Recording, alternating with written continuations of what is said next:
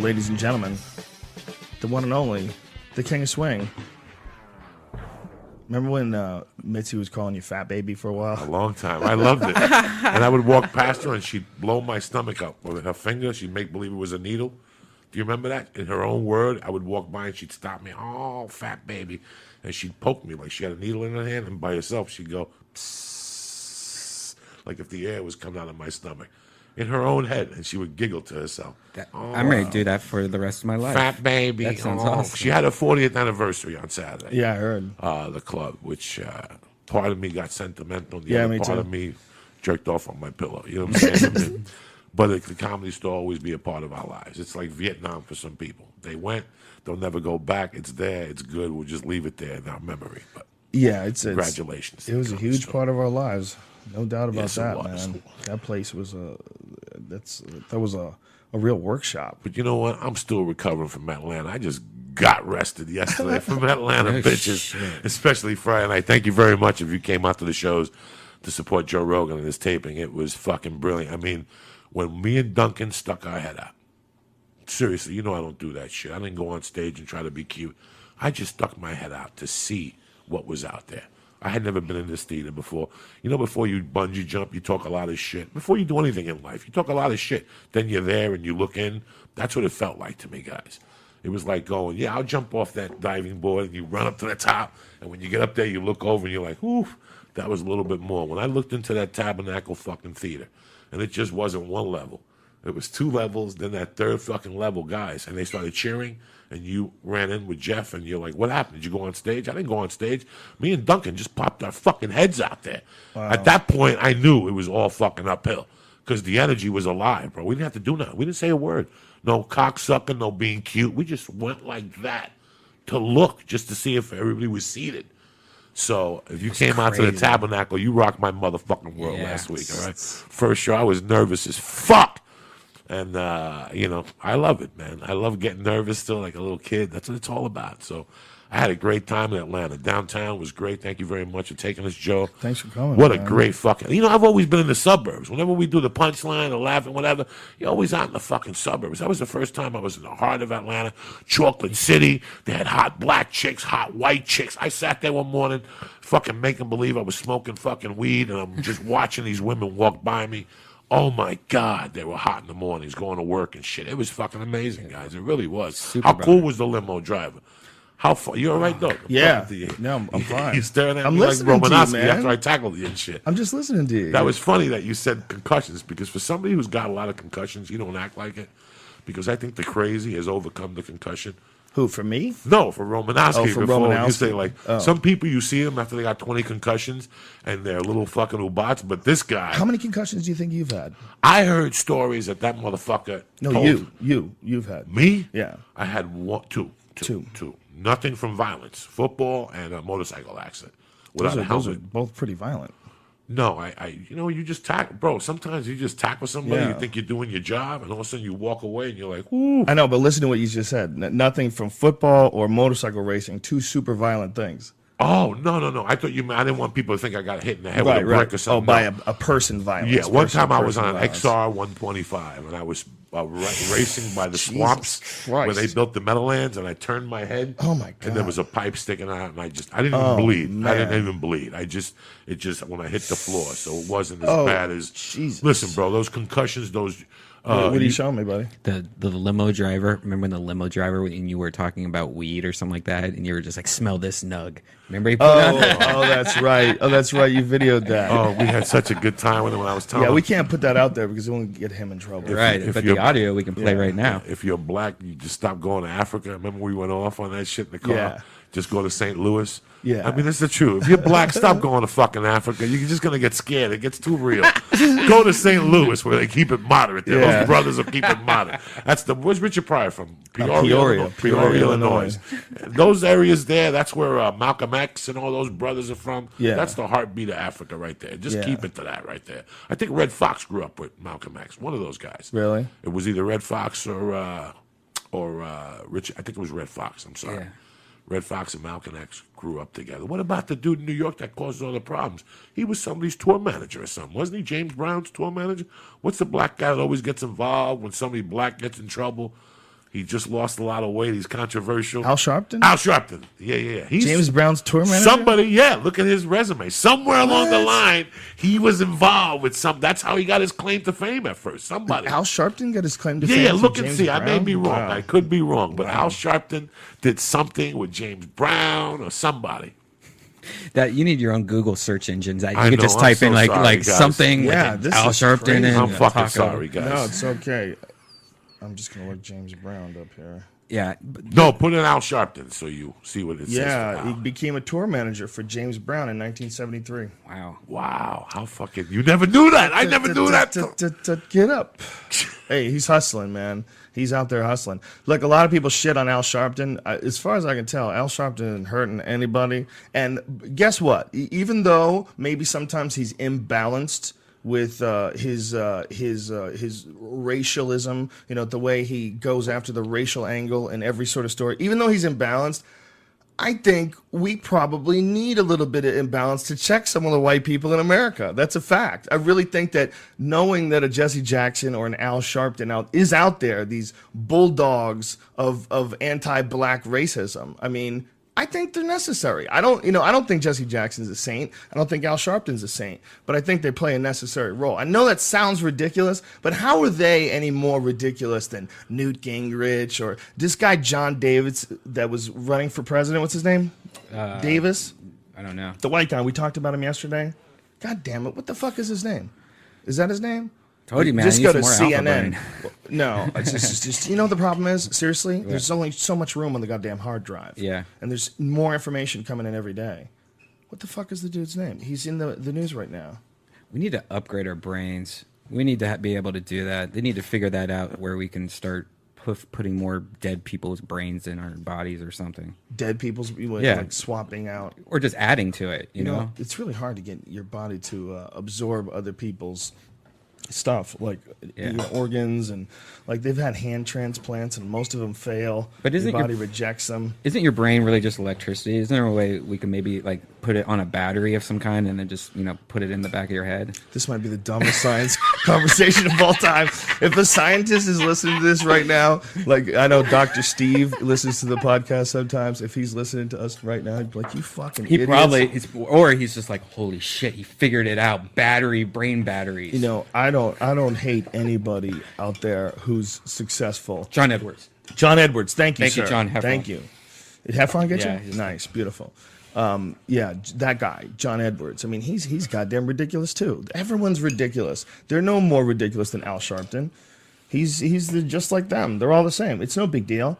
It's not bad. It's just it is what it is. It's anybody that puts themselves into that sort of position. You know how you get rid of Al Sharpton and Jesse Jackson? How? With an envelope.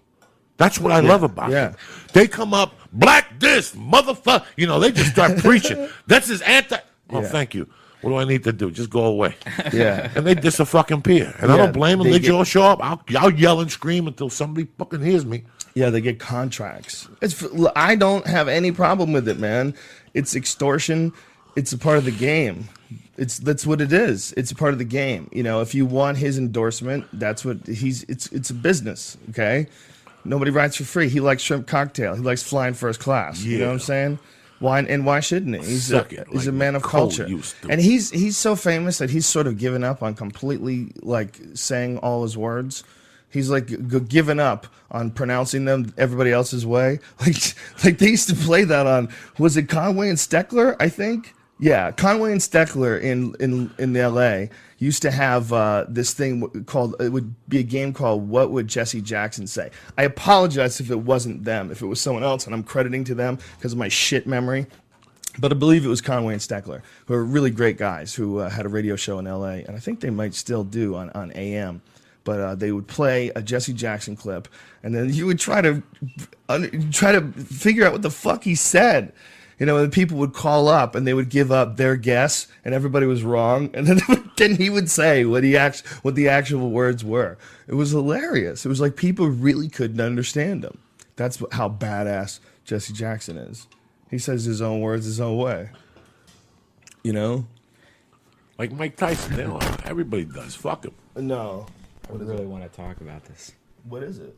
Jay Moore going off on me. Is he still on his Twitter? Is he still going off? Yeah. All right, go check out Jay Moore's thing. He's saying all these things right now about me. Like one, he said, I offered you a job. You lied and said I asked you to buy me shit. This is a weird obsession that Jay Moore has with you.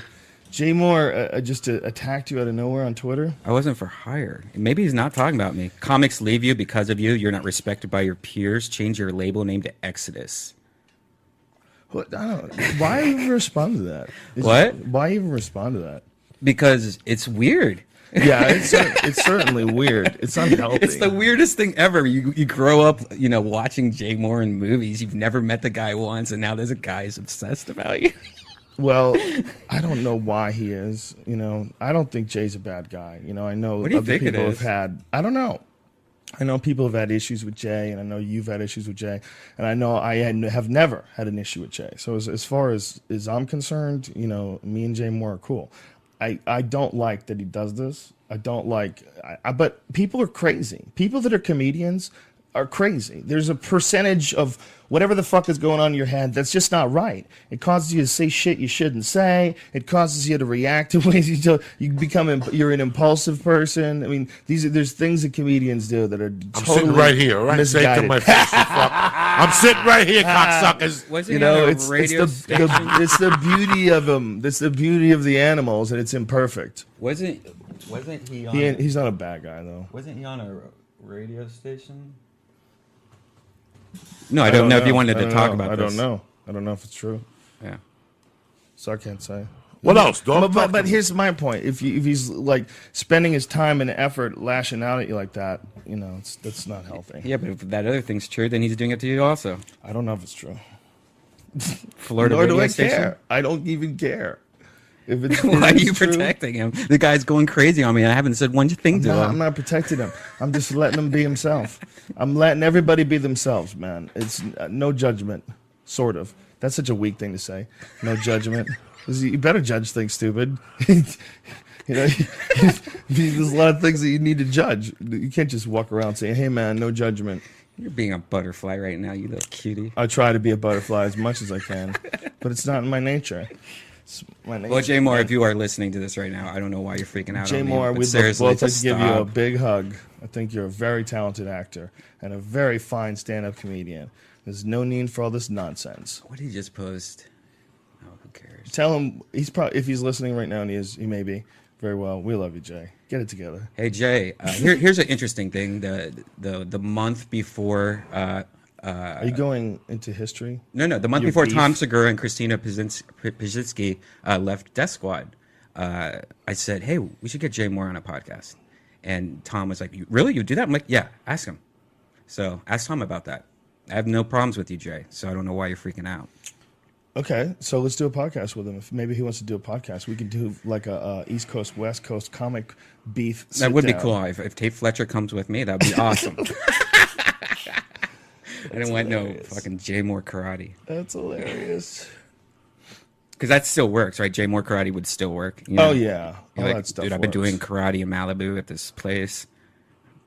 Yellow belt. What's a yellow belt? Is that high? It's for a little girl. Oh, okay. Is it really? Little kids get yellow belts. Oh, really? That's not a real thing? No, it is. It's the. It depends on the belts differ in ranking systems, but in jiu-jitsu, yellow and green are just for children. Well, then that was an awesome joke. I did. It was the best silly belt you could come up with. But if in karate, there's different ones. Like some of them go like yellow. They go white always. White to yellow. The way Taekwondo would go is white to yellow to green to blue to red. Red. To black. Yeah. brown. And then No, black. there was no brown. no There's no brown. It was red to black in Taekwondo. But That was karate, then. yeah. Now they added the 2 extra belts to milk you to your fucking 90. Yeah, this is Now what they got autumn and polenta. They got all different fucking magenta. What's that color? Magenta. Fuchsia. Yeah, I'm a magenta belt now in jiu-jitsu. They add all these belts to get you for an extra yardstick. Those cocksuckers. Yeah, that's hilarious. It's hysterical when you join most, especially Taekwondos. The Koreans figured out. They said, "Fuck this shit. There ain't no slipping here." Like there's a gym on Wilshire and by La Brea. You have to pay them, so you're a black belt up front. They don't take monthly payments. They have the 3-year acceleration program. Wow. Where you pay them for 3 years, and suckers walk in there and give them, $8,000, $9,000 with a check, and they join for 3 years up front, not knowing the unknown, not knowing the Mayans are showing up in fucking 6 months, or whoever the fuck. They pay for 3 years for an accelerated plan, and at the end of 3 years, they get a fucking black belt. Wow. They have that today. That exists. That's kind of crazy. Even Greg Jackson added the fucking color belt system to his gunjutsu and shit like that. Yeah, well, gaijutsu, is that what he calls it? Yeah, everybody's adding a color belt, Fuck it. It's an extra yardstick out of you. Well, I don't know. No, so No, how many I'm of them only goofing on are Greg actually Jackson. I love charging? Greg Jackson. Yeah. No, I'm just in talking Taekwondo, about... though, that was a big thing, man. Was What's the that? charging for belts. Oh, yeah, they charge you for testing, belts. If you fail, the patch, they work you. Those Koreans ain't fucking around no more. They got federations. They put together federations and associations, and they bang you. Yeah. They're bringing... And you know what? You ever see, like, when they come over and all these white kids get together and they're bowing at the grandmaster and the guy don't speak no Japanese or no English, you know what I'm saying? Yeah. He's got, like, a translator, and they're like, welcome him to our school. Thank him for coming. And the fucking Koreans like, suck my dick. Where's my check? You know what I'm saying? I didn't fly here to fucking give you a yellow belt, you fucking suckers. You ever see the look on their faces when they fly over? They're like, I can't believe I did this for the small fucking nickel. Come over here to see these little ugly white kids doing form number 3. I need this shit. They would always bring masters. Yeah, they always bring masters. And they don't speak Yeah. no English. And we as a society, we bow. Like, That was a big deal at our Taekwondo school when a Korean master would come by. oh, please. Those fucking people lose their minds. It's the master. Yeah. And we work on our form and we polish the mirrors so they're all shiny and shit. And that dude don't give a Frenchman's fuck. He smiles and he nods and he fucking does everything. And on the way out, you see him get a big old envelope. It's so interesting how when we were kids that martial arts became directly connected with like Asian men. Like these Asian men were like super respected as being like the greatest martial artists ever. That's an interesting thing to say about their culture, that before anybody had ever figured out fighting, everybody was terrified of like black belts. Everybody was terrified of karate black Everybody was belts. scared of Bolo. Yeah. Once Fuck you see yeah. Bolo, a muscular Yeah. fucking Chinaman coming at you with a black God belt, damn. motherfucker had traps. I hear that motherfucker still walking around Hollywood yoked. Really? I've heard that a couple times, that he That's still incredible. looks, he hasn't aged. He still does movies from time. They're still paying him to go to Bulgaria and shit. Wow. He still gets a check. The other guy's around too, I heard. The guy that had the cut on his face, the one that Bruce Lee kicks through the fucking Oh, Bob really? Wall. Yeah. He's around too. Oh, Whatever no, happened to yeah. Bob what Wall, the fuck happened to Superfoot Wallace? Bob Wall is a real estate guy. He Come on! He owns the building that my dentist has his practice in, and so I met him at a couple of different occasions. He looks good. Yeah, he looks Yeah, good. he looks He's very great. very nice guy. Very nice, yeah. And he'll tell you the old days about karate and you know about his spinning back kick, and all the things guys are doing wrong in MMA. It's awesome to hear. It's very, when I talk to you about it, you're receptive to it. When we talked about, Laranjo and how I went to his father. Now, when I went to his father, this was on the success of the Green Hornet and me getting hit in the head in Central Park. Because when the Green Hornet came on, American kids were starting to lose their mind. People don't remember. I go deep with this shit. I go deep. And all of a sudden, it wasn't Bruce Lee. It was a movie by the name of Five Fingers of Death, that the guy's palm would get red at the end, and he would hit you with the iron palm technique. That was the first one. And then, we're going to start arguing, Fist of Fury, what the American name is, China, whatever the fuck. That first one came out where he's in the factory, and Right. it's in Thailand, and that was it. Like, I remember, like, even then, there was maybe a jiu-jitsu school in a tri-state area, but it was basically Goju Karate, Gushin Ryu, Wing Chun Kung Fu, and it just blew up. Well, he made He blew up. It just he made blew a up. bunch of people. He made a bunch of people want to be like that solemn, quiet guy who says nothing and sits in the back and waits for trouble to come to him. There was like a silent, mysterious Well, he gave you this fucking quality. dream, man. Yeah. What was the biggest The martial article? artist. The biggest ad in all the kids' magazine wins, don't get sand kicked in your face. Yeah. All right. Joe Weider, for $1.99, Joe Weider would send you a poster that you hung on your wall with all the techniques you had to do to lift and be strong in 14 days. Plus, he sent you a trophy for an additional $1 of a guy like this with a chick hanging off him at the beach. You don't think I ordered that motherfucker 10 times? You want me to bullshit you? I had 10 of those posters. Joe Weider was the shit when we were kids. When I was in high school, before I had taken Taekwondo, there was this one dude, and I'll never forget this guy. He had this girl. He was from another school, and he had a girl that he was dating from our school that was really pretty. She was one of those pretty girls that didn't get recognized as being pretty. She sort of snuck through because she was kind of nerdy, but she was really pretty. And so this dude came by to pick her up at school, and he was like obviously like being looked at by all these kids from this school that he didn't belong to. So he had adopted this like really intense sort of posture, and he had a jean jacket on, and he was practicing karate like in our school. Like there's like a little patio area, there's like a little breezeway in between buildings as you're walking from building to building to go to your classes. Not a patio, but just an open grassy area. This motherfucker's out there throwing kicks and kicking his hands and shit, doing a lot of these like inside crescent kicks, kicking his hands and making this loud noise and looking really intense. And I remember thinking, like, wow, like what a weird guy. And I was thinking, I wonder if he really can fight, because I didn't know, and I hadn't figured anything out yet at that time. I'd done like very little martial arts. So I was maybe sort of kind of impressed by him. I was like, maybe this guy's like some crazy martial arts master. But I'm like, but why is he smoking cigarettes? This is weird. But I that guy, I'll never forget that guy, because as I got older and I would go through my database of things that I saw in my life and seeing how I saw people behave and whether or not that makes sense, that one always stands out as like a glaring one. Like, what a weird guy. What a jackoff. Because somebody will just go up to him and smack him. That's what happens in those things. Some dumb motherfucker comes out and is having a bad day. He's like, dog, you're a fighter? Yeah. Let's spar. I went to a very easy high school. It wasn't dangerous at all. It was Newton South High School in Newton, Massachusetts, and they bust in a lot of kids from other schools. But the kids were pretty happy to be there from the bad neighborhoods, and they were usually pretty cool because it was a nice neighborhood. Newton was like real quiet. So like the shit that kids are dealing with today in high schools, especially in cities, I mean that's just like a prison yard. I mean there's craziness going on in high schools today, man. And what they're doing to try to combat it. I mean, we talked about that one place in Connecticut that had done that raid on the kids' classes and pretended there was a shooter in the building. They were looking for drugs, so they tell the kids that there's a shooter in the building and to get in the corner of your classrooms and huddle up. Why didn't they just say something like, "Hey, we're having a fire drill"? Yeah, what they should have said, "Sit down. We're searching we're searching for pot." Let's be honest. Let's be honest about what we're doing. But to say that you have a shooter, but that's how crazy they are. This is the kind of shit that, we never had to deal with that kind of shit when we were kids. When was the last time, when we were growing up, there was no school shooters. There was no one would go into schools and shoot anybody up until Columbine. That was like unheard of.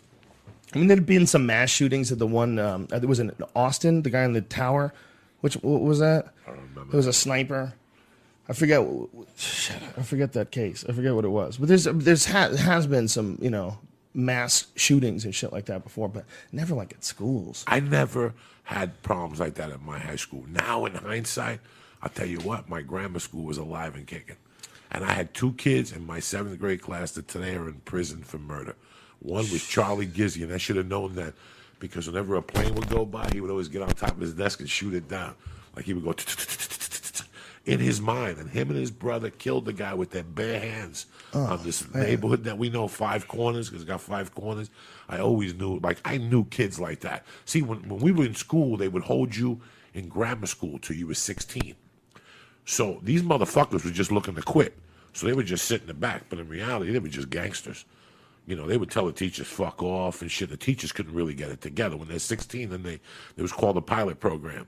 Once you were driving to the 8th grade, they had to fucking send you to high school. But these kids were in no danger of going to high school. They had to see now you have to be 18 with a consent, and your parents have to sign you out of school. It's tough to quit fucking school today. So it wasn't tough when we went to school. You just had to sign in yourself, 16. Parents didn't even have to sign you out. So it's a different fucking world. Now they have to be involved for you to drop out. You don't see no commercials for dropouts no more. When we were kids, you seen a lot of commercials for dropouts and hemophilia. Whatever happened to hemophiliacs? They just moved the fuck on. When I was a kid, there was a hemophiliac bleeding on TV every 10 minutes. Remember that commercial? He'd pick himself with a needle. Hi, I'm a hemophiliac. What the fuck happened to those people? They moved on. There's no more hemophiliacs. They would just bleed to death. Yeah, if you pricked them and shit. So I was always asking my crazy. mother, am I a hemophiliac? Because I don't want nobody bumping into me. Oh, I bleed could you to death at the imagine? Chinese restaurant. I'm eating sushi. Next thing you know, I'm bleeding to fucking death. Could you imagine? Remember that? Whatever happened to the hemophiliac? They just passed the fuck on. What a fucking shit disease to have. To just walk around like a water balloon, just hoping that nobody pricks your skin or you'll leak out and you can't stop it. You gotta. What do you do? What do they do? What do they have to? Bro, I give don't them know what shots or happened to it. something? That evolved. Remember that was the treatment. That's They were scary always trying to shit, get man. money and shit like that. That's It's fucking scary nuts. shit. But yeah, kids, schools. Hey, listen, man. I'm scared of high schools right now. If I was a parent, I would be scared if I was a Yeah. parent. I would homeschool. But what are my fucking options? I Homeschooling. homeschool, and then what? Then my kid's a fucking momo. He don't know how to talk to other people. Nowadays, I bet you there's software that can homeschool you, where every day you sit them I in know front of- there is. Your I kids are know gonna there get- is. Your kids are gonna get dragged into it. But what It's a am I? mad What world about out my there, social man. fucking net? What about socializing with kids? There's something you do. Yeah. You can't socialize with your brother and sisters all your life. That's part of school. Learning relationships, learning how Yep. to agree. Yes, I agree with whatever. I would But, go on fake dates with my kids. It's like you were talking about Altadena. I have a friend that lives in Altadena, has a beautiful home. Him and his wife, they have 3 children. Nice family. My wife works with the wife. I go over there from time to time.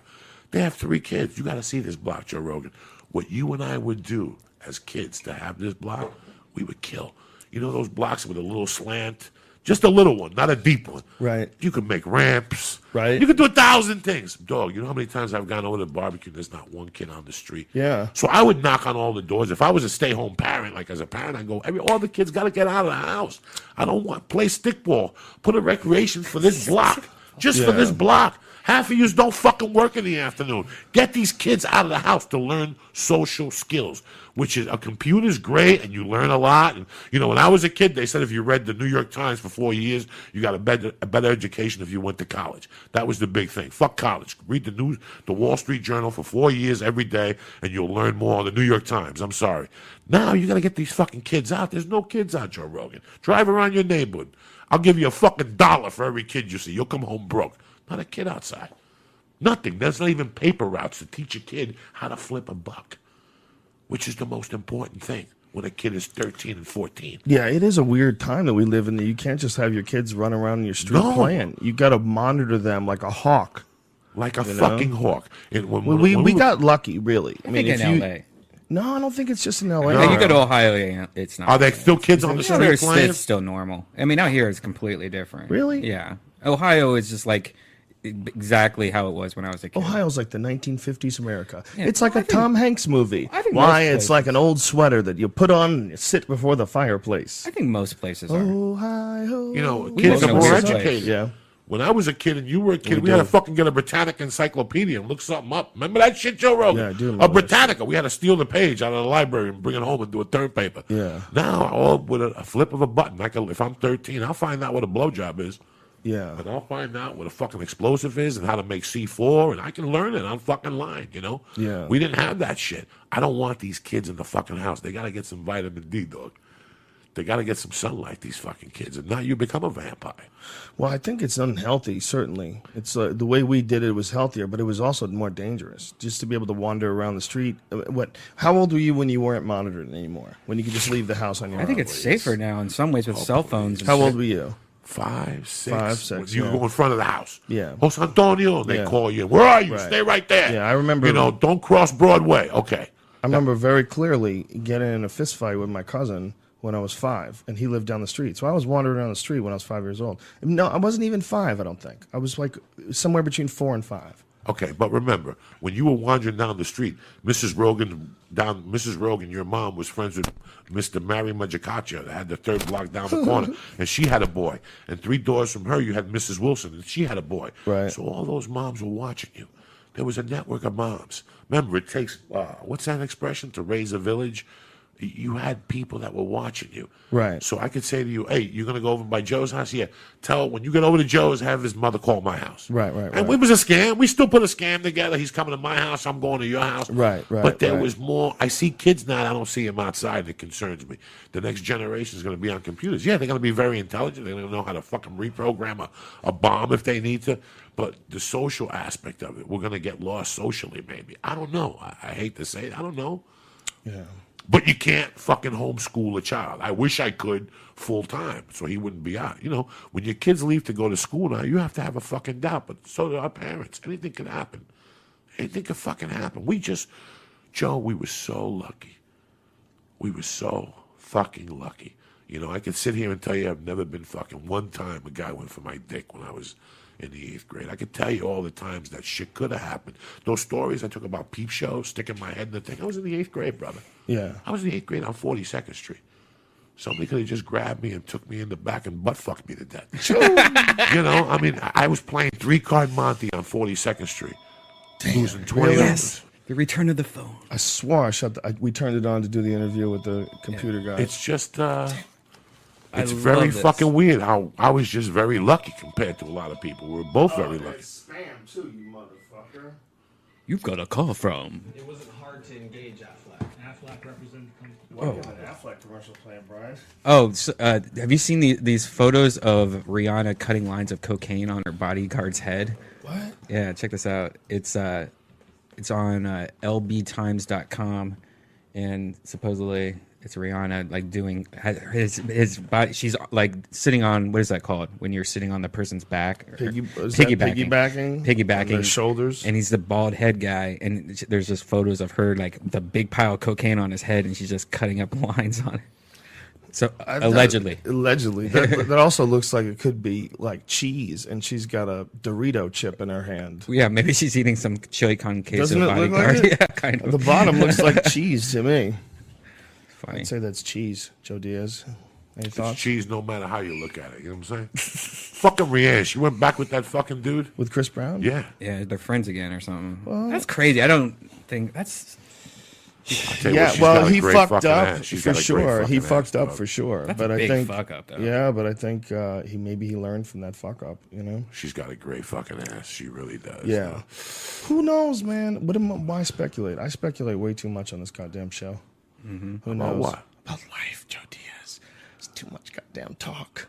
Fuck it. We should have a drawing podcast where we just all draw. I was talking. What the fuck are you talking about? That is the dumbest idea ever. We should have a podcast that people listen to where we're just drawing. Hey, How Joe Rogan, dare I want you. to show these things to the people because How dare one you. part This is a of bunch of- one part of the Joe Rogan experiment is to let people know about higher consciousness. You know, you showed me a little pen that you had, so I want to show people how we're doing. Is the camera on, Red pen Man? that I have? You know, a little fucking sticker you had the other day. This is what's going on right now, and I didn't know about this. Joe and these guys tried to turn me on to vapor years ago, and I didn't like it because you had to cut the weed with a scissor and put it in a little fucking thing, and I had to smoke 29 bong hits, and then my buddy turned me on to this, the Eureka fucking vapor gun, right? It comes in a little package. There's an eighth of weed in this tube. We can't show you actually smoking it. I can't open it without a scissor. And you go like this, and you take this off, and you take this fucking tube, people, and you put it in here, This is like you're putting together a silencer. okay? And you go like this. Jesus Christ, look at that contraption. And Well, you we're see looking that at ladies green and light gentlemen, on right it there. looks like a tiny lightsaber. You see that? Yeah.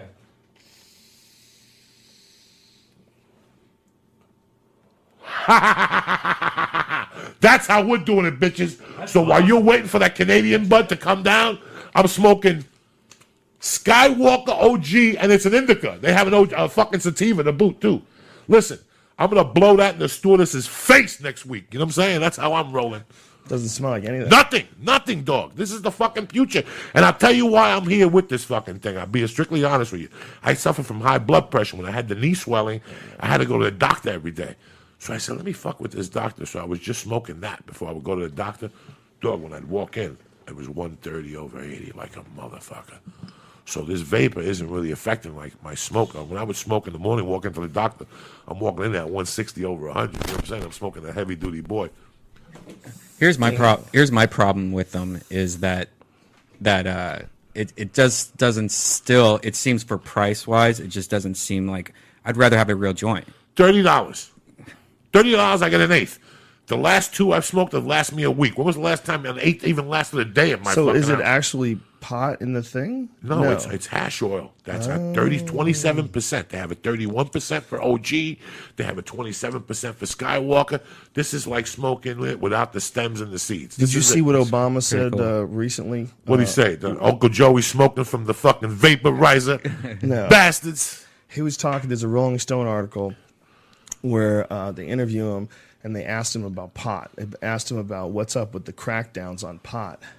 And he said that although we're not going to go after the person who's using it to alleviate some symptoms for a legitimate medical condition, we're not going to go after them, but we're certainly not going to allow large-scale marijuana operations, and that it's still an illegal federal drug. Federally, it's illegal, even though it's medicine in, I think it's like 16 different states now, right? Isn't it? Anybody, Brian? Oh, I'm sorry. I'm trying to What are you censor doing? your stream so we don't get paid. Yeah, Joey, you can't smoke that thing on the air. I ain't smoking on They the get mad at us. They've been mad at us. Jesus, God damn it. What I do? I'm sitting here for an hour. I gotta do something. You know what I I'm know. saying? The thing is, we become friends with the dude who owns. I love him Ustream. too. I He's a respect great him. guy. I'm not smoking on there. I'm just, telling them the truth. This is the Joe Rogan podcast. This ain't communist fucking Cuba. You know what I'm saying? I got a medical marijuana license. What? Speaking of communist Cuba, that Hector Lombard signing, he's going to come to the UFC. That's going to be crazy. That dude's a bombshell. I watched all his fights at Bellator, man. He was supposed to come to the UFC a long time ago, but there was something they couldn't work out. God damn, that guy's good, though. He's scary. Scary dude. He throws bombs, man. For your moms. Oh, Fuck Carl Lombs. You know he's what I'm fast, too. He's fast. He's got fucking hammers in his hands. And he's a real good judo guy, too. Real hard to take down. He's an interesting fight.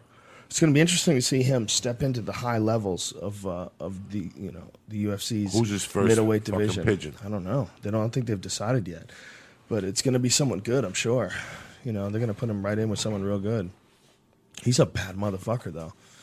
There's a few guys over there at Bellator that are really good. Eddie Alvarez, that guy's Really good. really yeah. good. He man. just been Aoki. He just beat Yeah, Aoki, he beat right? Aoki, Yeah. and then Mike Chandler, the dude who beat him, he's fucking good too, man. That kid's a beast. That kid's really good. He's his fight with Eddie Alvarez was crazy. That was nutty, and it caused Alvarez in the Aoki fight to leave to go to camp, so he wouldn't be distracted with any of this stuff from his home life, to really dedicate himself for 6 weeks. So he went down, and I think he did some training with the Black Zillions, and he looked fucking tremendous. He was just so focused against Aoki. Speaking of tremendous, that card Saturday night. Ooh, was what a really great fucking card! tremendous. How good If was you that? look at it from A to Z, from Travis Brown to the fucking Yeah. Matt Brown fight to Yeah. to fucking Mark Hominick getting jumped like that by the Filipino. When they had him on the side with the Q-tip in his nose, he looked like my friend Edwin San Juan with a joint in his mouth. He really fucking did. I called Edwin right from the thing. I go, "You watching this Filipino?" He's like, "Heck yeah." That motherfucker took it to Hominick. I mean, there was some great Rory McDonald. I mean, there were just great fucking fights, So thank you very much for taking this. John Jones against our boy Rashad Evans. We had a great time. Did we not, Red Man? Yeah, that was awesome. That was awesome. Now, has John Jones ever fought Silva? Anderson Silva? No, he's definitely not fought.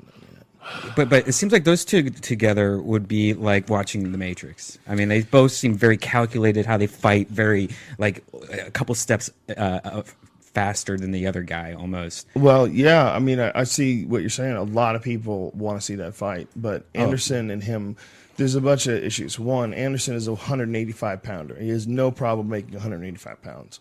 That's his weight class. That's the weight class he's been a champion at. And although he's had a couple fights at 205, he fought Forrest Griffin at 205, and he also fought James Irvin at 205, knocked both guys out. It's not his natural weight. What does he walk around at? Can he just get He heavy? probably fillings? walks out around that, about 205? maybe even bulked up a little bit to get up there for James Irvin and for Forrest Griffin. But he definitely looked like a little thicker.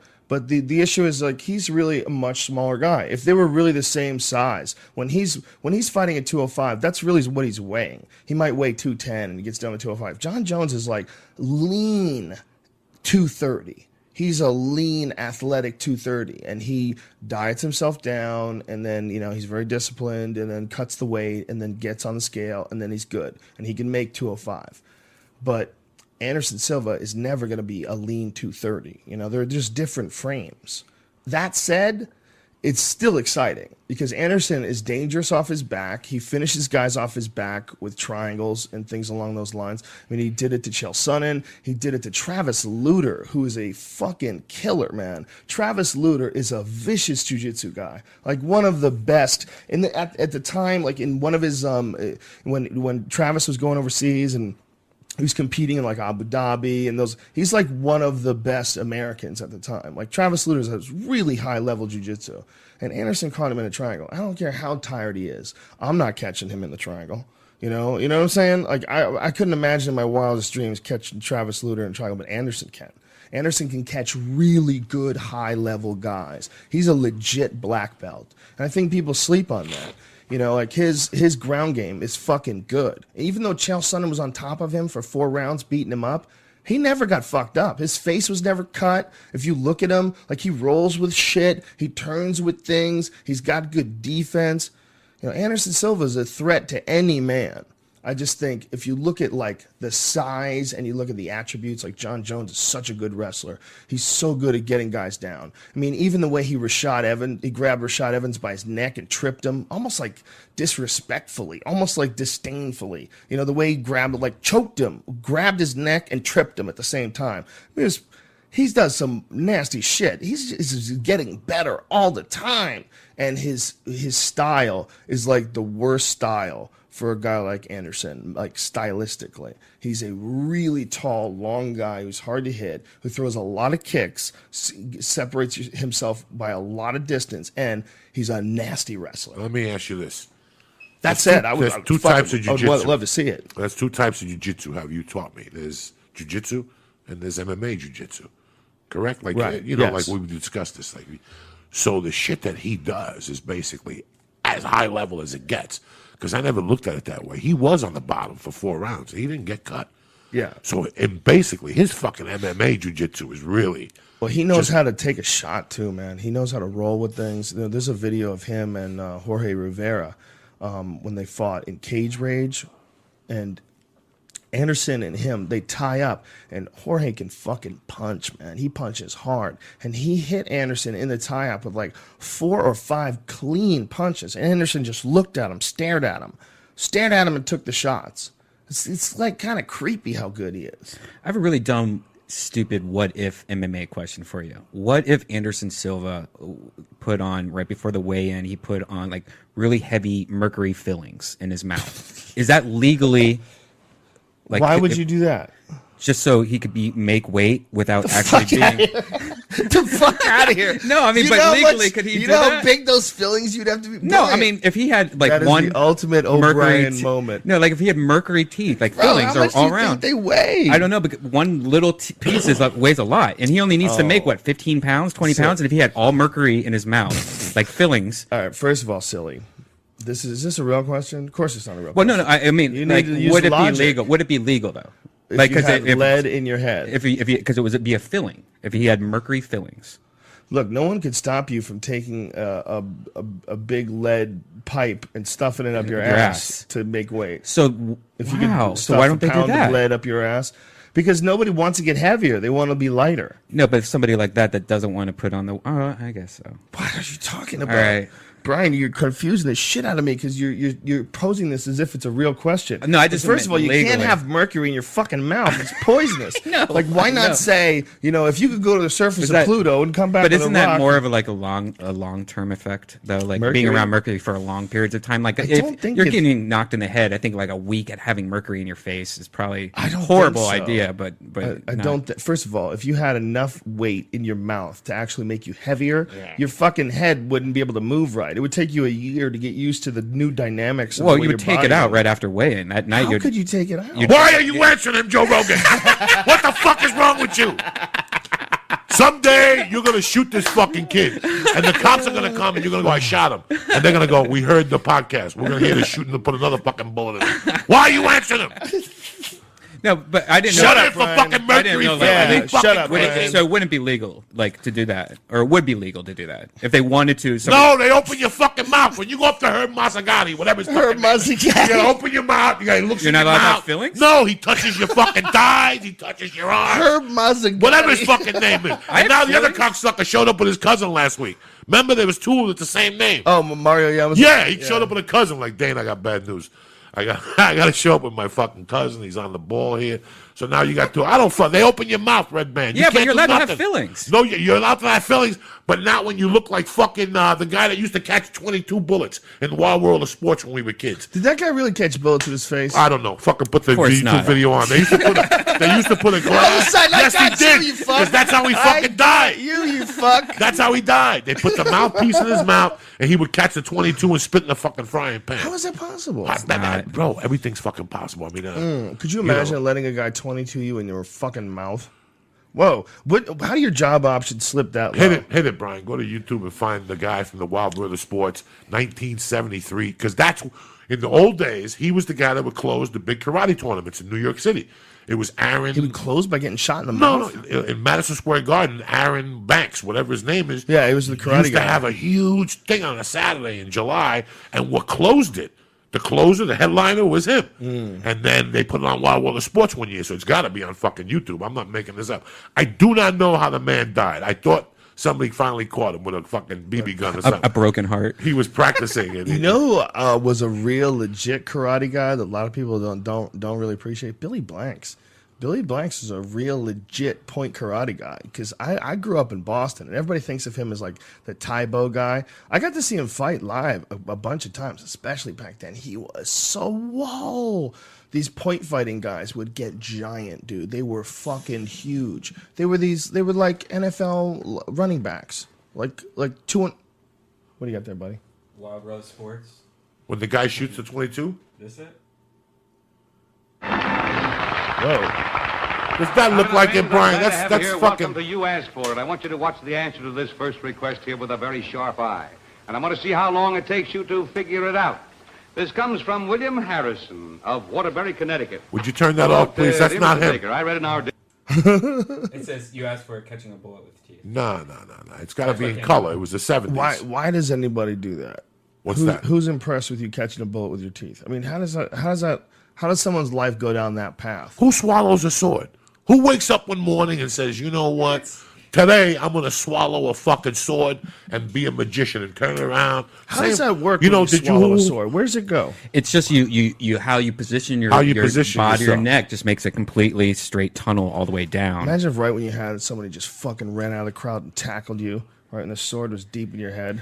Who watched the fucking HBO thing about the Wallendas, about the grandson, the fucking Wallendas, and the guy killed himself in Puerto Rico. He was going, and the grandfather, the Grand Wallenda, the dude was going back to Puerto Rico. He went back to do what his grandfather died doing. Better yet, he took his mom to meet him halfway on the rope. It was on HBO Sports. If you don't watch HBO Sports, you got a fucking problem because they can make ice skating look interesting on HBO Sports. Dude, what did you just say? Okay. His mom and him Go were out on hit this the wire? fucking YouTube, the Flying Wallendas on HBO. Now I'm scared. The fucking great. It's a family business. They showed them terrified. They would practice without a net.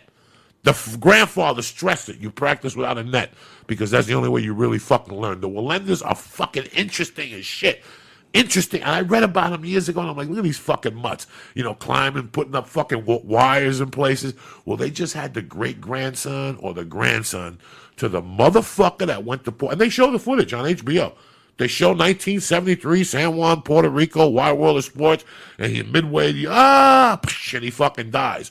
So the grandson been doing it for years. So now he went back to Puerto Rico to the exact same building at the Hilton Hotel, and he got on one side, his mother got on the other side, and they met in the middle, and then they crossed each other with one fucking rope, Joe Rogan. Oh my God. And the mother almost lost it. He grabbed her in the middle. God. You gotta watch it tonight. Oh It's been on all fucking week.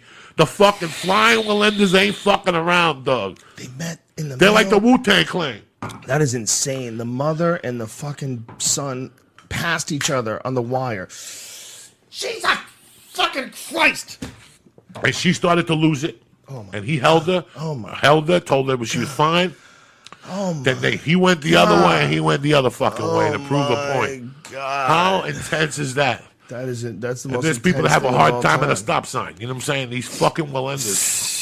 Can you imagine if we all lived on wires? They would be the baddest motherfuckers of all time. If the world was just a series of wires and You platforms. gotta see the family practicing, Joe Rogan. Jesus, I'm scared. It's like you taking the whole platoon outside to the yard and walking across on ropes all afternoon. That has to be your whole life. Your man. whole life. Your whole Yeah, life. if you can't fuck around with that. Very brilliant You gotta fucking be so good at standing on a wire.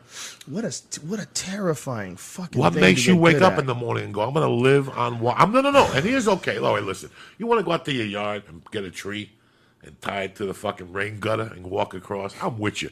But to go to Atlanta, check into a hotel and tie a fucking string across the street and walk across, where? Where do you get your balls? Where the fuck did you get your balls from? Tell me. It's just some people just always want to take things to the next level. The next level, man. Even You to know? the point where it's not a smart thing, but we want to find out what people can do. I know where you got your balls from. Where? That's right, motherfucker. Where'd you get your Documentary. Look at that. Where do you get your You got fucking balls? Joey. You can't show it on the Ustream, Brian. No. Obviously, no. No, but if you We'll get Google banned. it, Did yeah, you see Google Did it. you see the new cover too? No, I haven't I seen. put the new one up too. Yeah, Me dancing as a the little first cover Joey put up on Facebook was his balls, and the title is "Where I Got My Balls." That's the title of his documentary. One of those veins looked like there was some thick blood in Oh, that there's one. some big fucking nuggets. Yeah, one of those veins looks like it did it like it was a road that had been shut down in the 50s. Some good fucking. There was thing. just cars You know I'm a, there you know I'm a inside, veiny covered in dust. motherfucker, right, though? You're a veiny motherfucker. All over. Yeah, you Green are ones veiny. and shit, Yeah. fucking pumping and so. You're a very fiery man, Joe Diaz. You know me, dog. That's What's all up, the, That's all the player? flavor going through your Hey, body. dog, you know how we do it. Flavor, reefer. You've had more nicknames than anybody I've ever met in my entire life. I like Big Baby. And they were the only ones that I ever allowed a band to have that are self-imposed. I've had friends that have tried to call themselves something. You're like, shut the fuck up. You're not the Black Hornet or whatever. Whatever the fuck you're trying to be. But with Joey Diaz, it was always Mad Flavor. Planet Rock. He was Planet Rock for a little bit. Fat Baby's here. Fat baby. Yeah, Mitzi would go, Fat Baby. Oh, he's so handsome. She wanted to lick my nuts. Ah, Mitzi, I love you. That was it was really too bad we couldn't have gone to that 40th anniversary thing. I just It would've wish you been guys would interesting go to see there her. once. Can't, man. There's no one there that you would even know. It doesn't matter. It's just not my place anymore. It's not my spot to hang out. I just I'm addicted to it again, and I have no idea there's why. too much animosity with the people that caused that issue. This You can't go there's back, always though. a problem whenever a club is legitimately in the wrong in a situation like that, where someone is trying to step in and stop some shit from happening that's been happening a lot. That's like, it's really obviously bad, and this is also going to get a lot of attention, and it's going to be good for the club because people are going to want to come down to the club. Like, all the things are in place for them to do the right thing. So I can never go back there. No, I'm done. Done. I wouldn't even consider. You But I'm can't happy go back for to them. anything. Yeah, I'm happy. I'm happy for them, and I hope it 40 stays open fucking forever. years. It's a great club. That means in 1972 they were doing Yeah. their thing, which you have to really appreciate what she did and what she put after. But people have to move on in life. That's what Yes, people don't exactly. understand. I feel great that I put in my time there. Fuck yeah. It was very important for my development as a comedian. But after that's over, it's over. I think it's important to have chapters in your life. I would never. I considered it about a month ago, just stopping in. I think Ari was there, Red Band, and I was like, you know what, you can't go back. I always been feel like against it. I paid my tribute Yeah, to what no, that we're place Marines. is supposed to We're be about. Marines. We did a lot of time there. I did a lot of free shows there. I did a lot of free shows that we pumped up on MySpace. Never got a penny from them. And I replaced the sound system. So I felt like what I did, I was like, I gave to what the Comedy Store was to me. So I can leave, I can leave it. At peace. in You're at peace. peace with it. Sure you are. Sure I don't you are. wish them ill. And I It's, left my soul on still that one of fucking- the greatest clubs just to go in all of the world as far as like the history of stand-up comedy. There's only a few places like the Comedy and Magic Club in Hermosa. That's a crazy one, man. You walk around those walls in the back, and he's got. First of all, that guy Mike Lacey, who owns the Comedy and Magic Club, is the nicest human guy in being the on the fucking face world, of the earth. Amazing guy. And he's got a back room where the comics sit and they feed you gourmet food. Salmon with mashed potatoes, delicious and food. desserts. They're so generous and so kind that all the writing on the walls, they have brick walls where comedians sign it. They ask you to sign it the first time you work there. All the writing is positive. All of it. That's crazy. Like most clubs you go to, and it's like, cock, fuck, sock, dick, like all these. My like favorite is the Punchline in Atlanta. I took a photo of it. It was my favorite thing I ever read on a green room. It said, "Stop trying to be Hicks." Yeah. Whoever you are out there, God bless you, sir. God bless you, sir. There's very few things more annoying than when you see a dude trying to be Hicks. You're like, ooh, no. And you smell it coming. Find your own way. There's 1,000 of them out there that are trying to be Find your Hicks. own way, lad. Oh, it's so sad. Don't do it. I remember being at the store hosting for the 10 o'clock show for a year or two. Joe knows this. You know how many Hicks wannabes I seen walking there? I was there the night that you were there, that Holtzman referred the kid. And the kid came in, and actually his second joke was, why would Jesus come back? Why are people wearing crosses around their neck? Right, he went right into it. The second joke. He didn't even massage your titty or finger bang you. Right. He stole a joke right from the jump. Bam. And I remember Mitzi going, give him the fucking light. And he got off and went up to her and tried to be cute. Like, yeah, Holtzman referred me, but he's right. I shouldn't belong here. You just did a stolen joke. An obvious one. You didn't even fucking try to hide it and mask it or nothing. Yeah, well, that's always going to be the case. Do you There's remember going to be people like that, but the amount of people that wanted to be Hicks, because he had such a weird impact on comedians, more so than any comedian that I'd ever seen. Because no comedian made you want to change your behavior the way Hicks did. Like, Hicks was so charismatic and so confident in what he was doing, and his material was so unique, like the subject matter was so unique, that all these dudes wanted to start acting like him. They literally adopted his philosophies. You could see it, and when you talk to them, they were like from the Church of Hicks. And I thought about it, I'm like, Kinnison never did that. Like, Kinnison made you laugh, but it was always ridiculous shit about, like, cadavers getting fucked and, and Jesus screaming when he's on the cross. It was ridiculous, fun stuff. But Hicks literally almost enticed a school of thought, and a bunch of people started being like he is. That's kind of what you kind of have the same thing. Well, it's very different. I've unquestionably was influenced by that guy. There's no question, and I would never deny it. I think every person influences every person around them. I've been influenced by Joey. I've been influenced by Duncan. I've been influenced by Ari. I think we all influence each other. But your style of comedy, I remember when I first saw you, it was very, very like, I've never heard anyone talk this kind of way about certain topics, and it was kind of like a whole, like almost like a religion almost, where it was so different than seeing, like fucking Steve Martin with a fucking banjo on the stage, which is what I thought comedy was. Well, right after my first series of mushroom trips is when I started writing shit about the de-evolution of human beings and where the pyramids came from and, where society's going. Like, I started writing shit that was just so much different than anything I'd ever written before. But it was a direct result of my own psychedelic experiences. Before that, everything I was talking about was just like simple base shit, because that's really all I was thinking about. I mean, I might have had complex thoughts bouncing around in the back of my brain that I couldn't figure out how to put together into anything, coherent that I could bring on stage. But once I started doing mushrooms, once I started smoking pot too, it could just completely change my comedy, 100%. I think that's been, if I had to say what's the biggest influence in my career, it's pot. It's funny that, people don't want to admit that, but I think you have to be honest. You have to be honest. I mean, I for sure have done the work myself. For sure, I've sat many an hour in front of the computer, in front of a notepad, and many times on stage performing, and many travels on many different airplanes. I've done all that stuff too, but goddamn, weed helps. You can do a lot of the work, but weed most certainly helps. It's steroids for comedy, rather.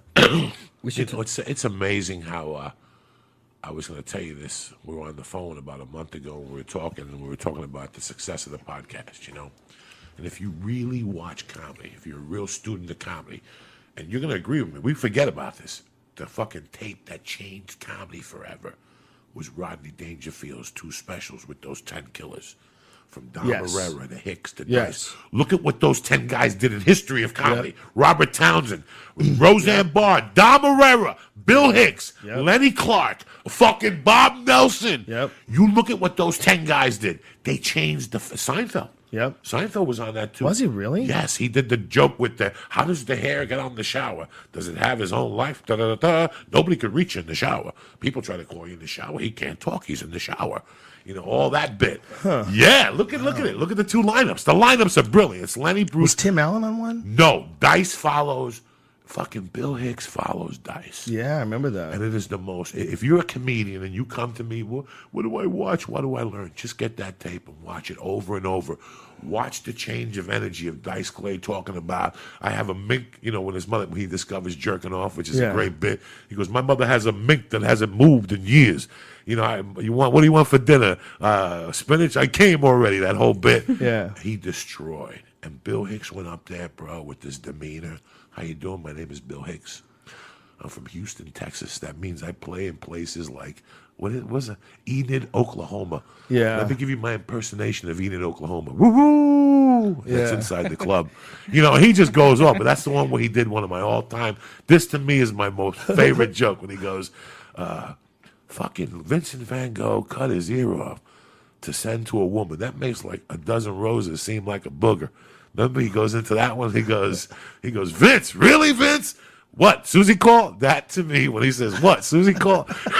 And then he goes into being, listen to how his material then was hot. He talked about working at a horror movie on Hollywood Boulevard and how people would come in and sit behind him. I remember when I chopped off that guy's head. Yeah. And then he talks about when he used to work at a shoe store, a woman's shoe store, and try women's shoes on. But then he went into the bit about, you know, I had a love and she dumped me. And someday when her kids are bringing home rickets and dead animals, that whole bit, and he'll be fucking her and vials of phlegm and fat and will be coming over her face. I'll be on TV doing this show. Yeah. And he took an infallible position because most comics would have watched Dice Clay and go, forget it, I'm not going up.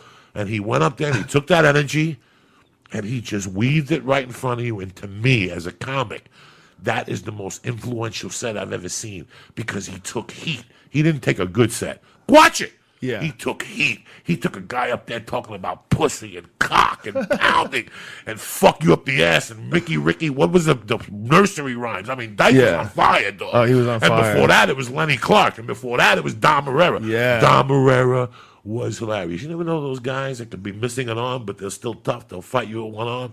Remember that? Hey, you talking to me? I'll fight you with one arm. You know what I'm saying? That's when he does that bit I love of Don Herrera. How you doing, Uncle Vinny? You know, me, I got this. My asshole hurts. My wife, she won't bust my balls. But you know me, I don't complain. I can't complain. That shit is priceless.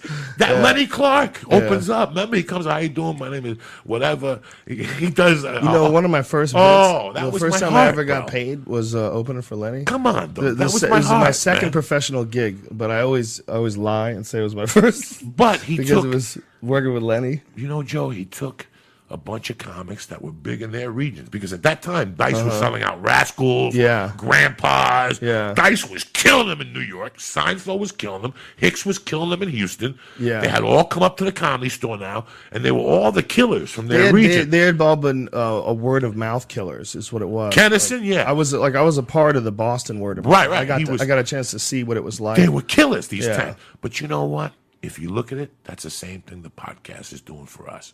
And I gotta thank you. Rodney Dangerfield, at the age of 52, he had nothing. And he took these comics that were right there on the brink, bro, and he made them stars. Because the next day they called fucking Kennison from The Tonight Show. It was over. 7-minute set. He gave them light. And look what those 10 comics did with their lives. Think about it.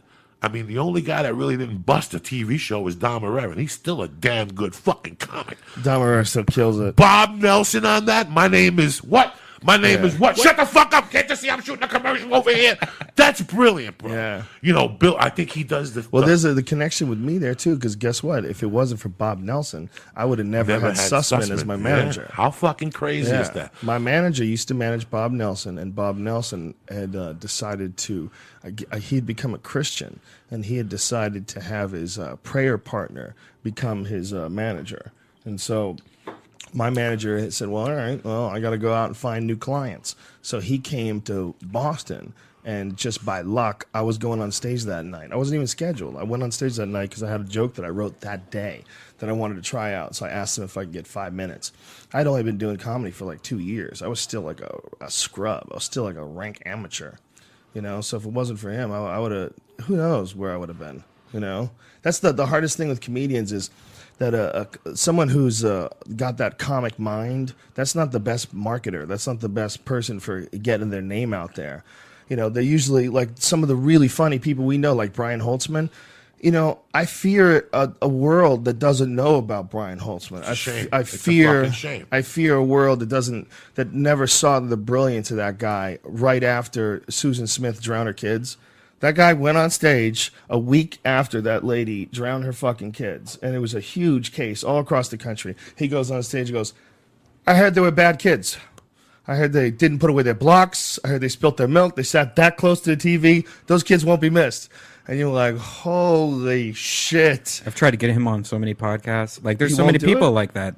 That's why I love doing podcasts, because I love getting people to see people like Brian Holtzman or Brody Stevens. Brody Stevens, yeah. Well, your podcast has certainly exposed Brody, Yeah. you know, and the Ice House Chronicles have, and you know, having him on this podcast has. You know, and Galifianakis loves Brody. Brody's just he's to me like just one of those little brilliant works of art that you see out there in the world, where you just like you stumble upon something that's not like anything else, and you know you got to learn to appreciate it. But what I get out of Brody is all positive. You know, especially now that he's really feeling healthy again. You know, all I get out of Brody is a nice guy who has funny shit to say. You know, he chimes in some really like personal, funny shit. He's just a gem. Yeah. He's a gem of he's a dude. He's a good guy. And I know that motherfucker from Seattle. And he's a guy. He's just an amazing He's a guy, great guy. But he's also a guy that's not the best at marketing himself. And that's the only reason why the world When doesn't was the know. last time you met a fucking funny comic that marketed himself? We think Richard Pryor went home and got on MySpace at night? He didn't. You know, you had to be funny by fucking making the ranks in the old days. You had to bang it out. You know, very interesting. A couple of weeks ago, you were saying you had talked to Stephen Perry, Joe Perry, on Twitter. Yeah. And you were thinking of getting him on the show. Think of Aerosmith. It was 1974. The Boston Red Sox were everything. Check 1974 in Boston. The hockey team was up there. The Celtics, what can I tell you about them in 74? They owned the world. And here's these 5 dirty motherfuckers rocking it. And all of a sudden they'd put 2 albums on after Get Your Wings. The rumor was that they were on heroin. You'll never see him perform again. And they released an album named Rocks. And the first cut of the album, he comes out and yells, I'm back. And he destroyed music forever. There was no Twitter. They should chop that up for a fucking There was no Aerosmith Twitter. greatest There was hits no Facebook. CD that they there was sell. no nothing, Joe Rogan. You had to do it with talent.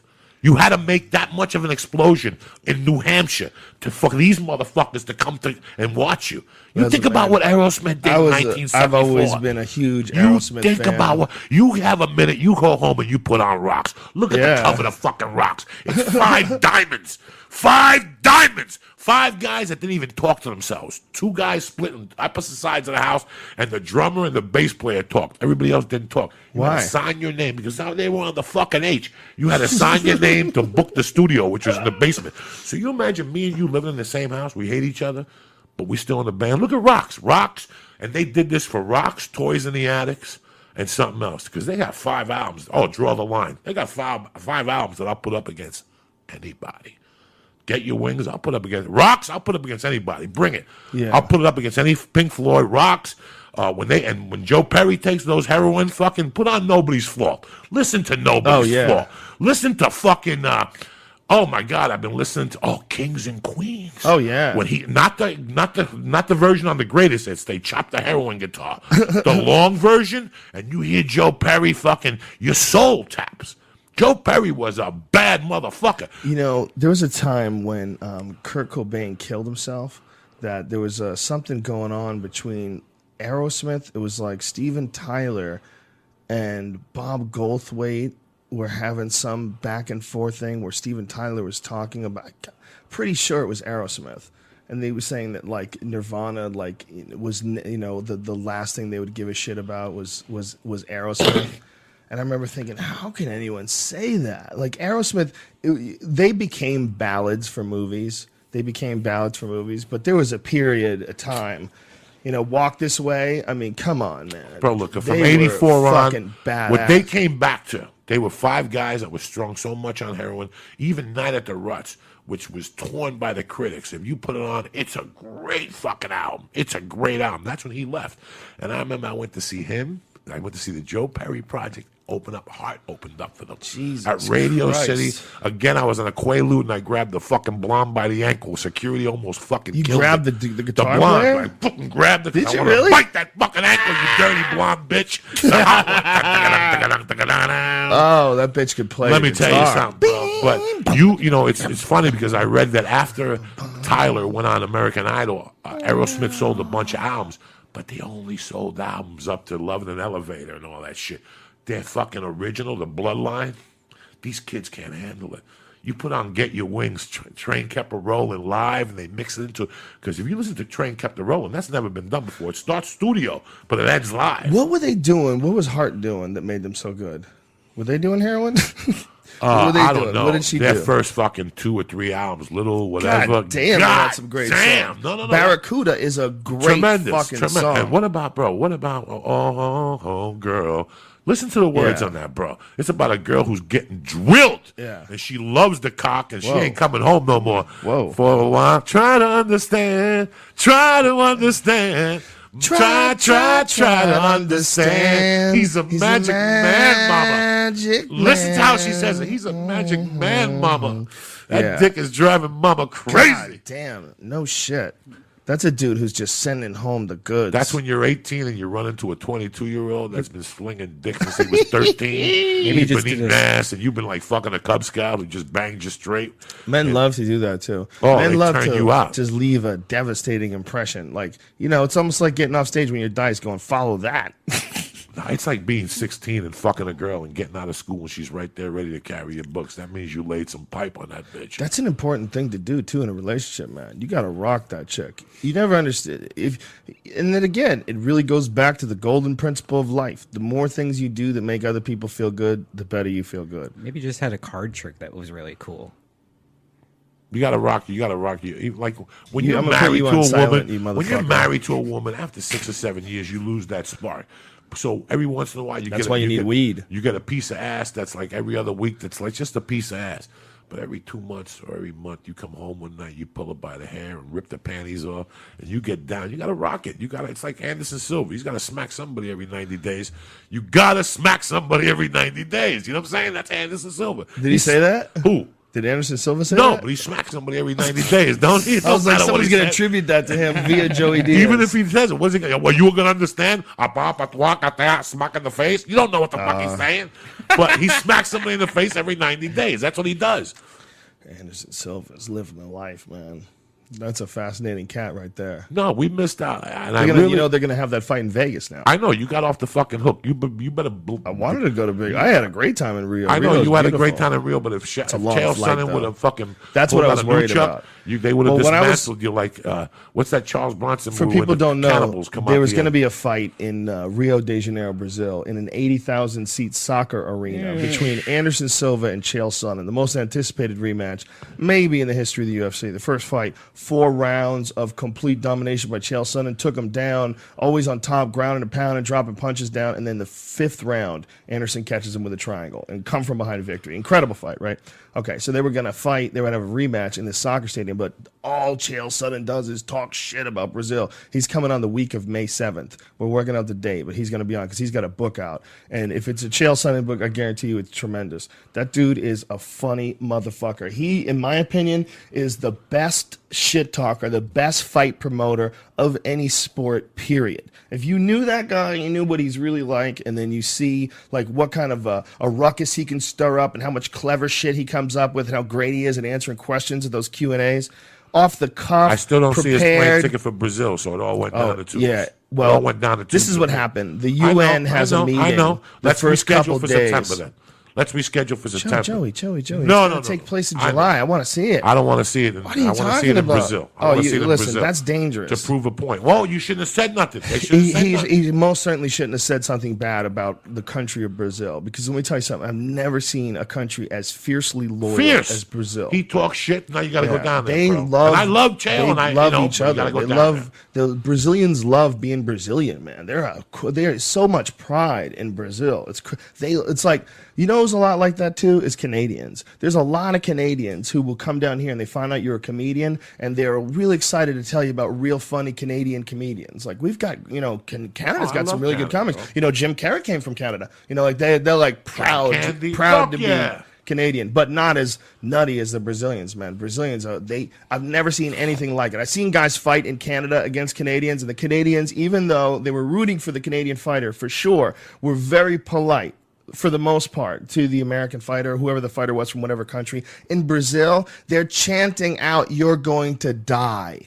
They're chanting it. I'm talking about a whole crowd. The guy gets on the scale for the weigh-in, and they're chanting out this thing. So I don't know what the fuck they're saying. And so I asked the lady, I said, what are they saying? She goes, "They're saying you're going to die." Wow. And I was like, the whole crowd was saying you're going to die?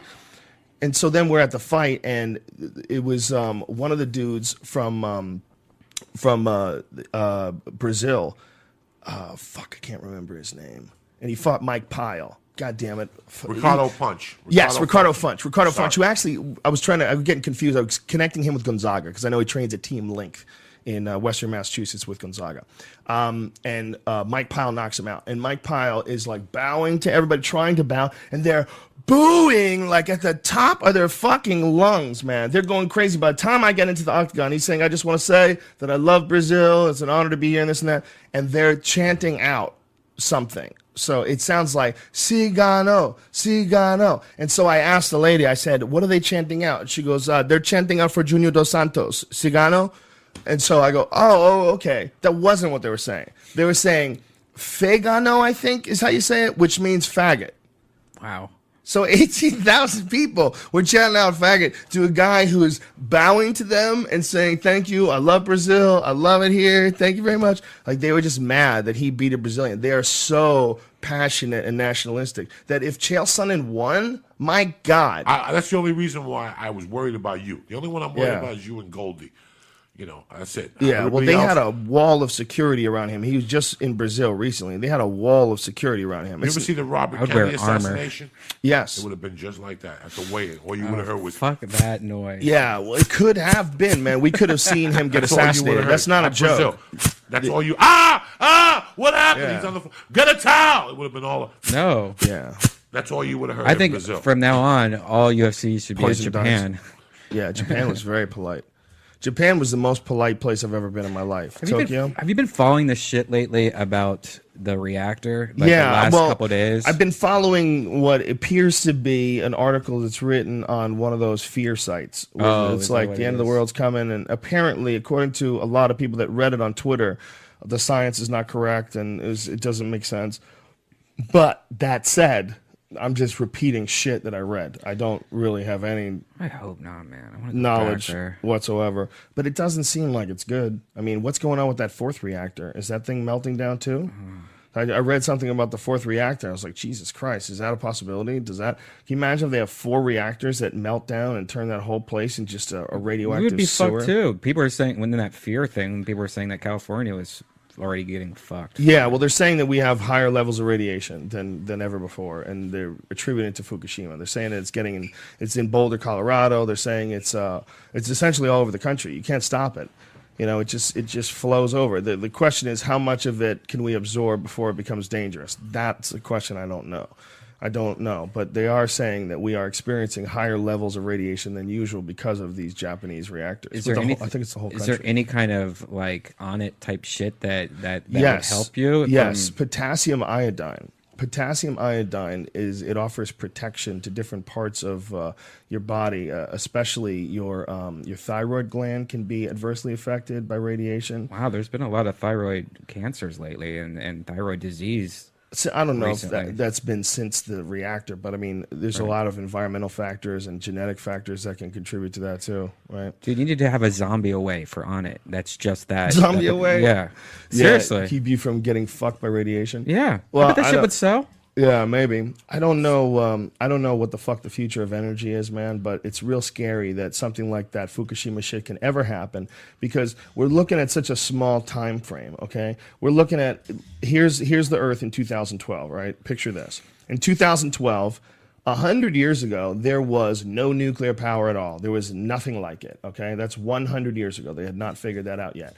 Just the idea that in 100 years you can have Chernobyl. You can have 3 Mile Island. You can have Fukushima. You could have all those take place. Huge, gigantic disasters that fuck those areas beyond repair for 100,000 plus years. Just the fact you can have 3 of those inside a 100-year period where nuclear power exists. How long do you think nuclear power is going to last, you motherfuckers? Nuclear power is going to last for thousands and thousands of years. You can accumulate a certain amount of these fucking disasters. And the more you do, the more you're going to have unlivable spots everywhere in the world. If you want your disaster, there's your fucking disaster. What about the There's ones an we don't almost know inevitable about? disaster. What about the ones we don't know about? Yeah. What do we think that they're... Well, how about the storage of the stuff? That's the real issue. Yeah. They don't know where to store the waste. They store it in Nevada, and that's one of the reasons why you get gambling in Nevada. Is that they did a lot of tests. They did a lot of nuclear tests, and they also do a lot of nuclear storage. And so these deals that they've made. You're right on top of the Mandalay love Bay, it. breathing that shit. Well, look at Van love it. Nuys. We might be breathing it right now. You know what's crazy? Sure, They it's found the soccer possible. ball. Did you guys see that? The kid from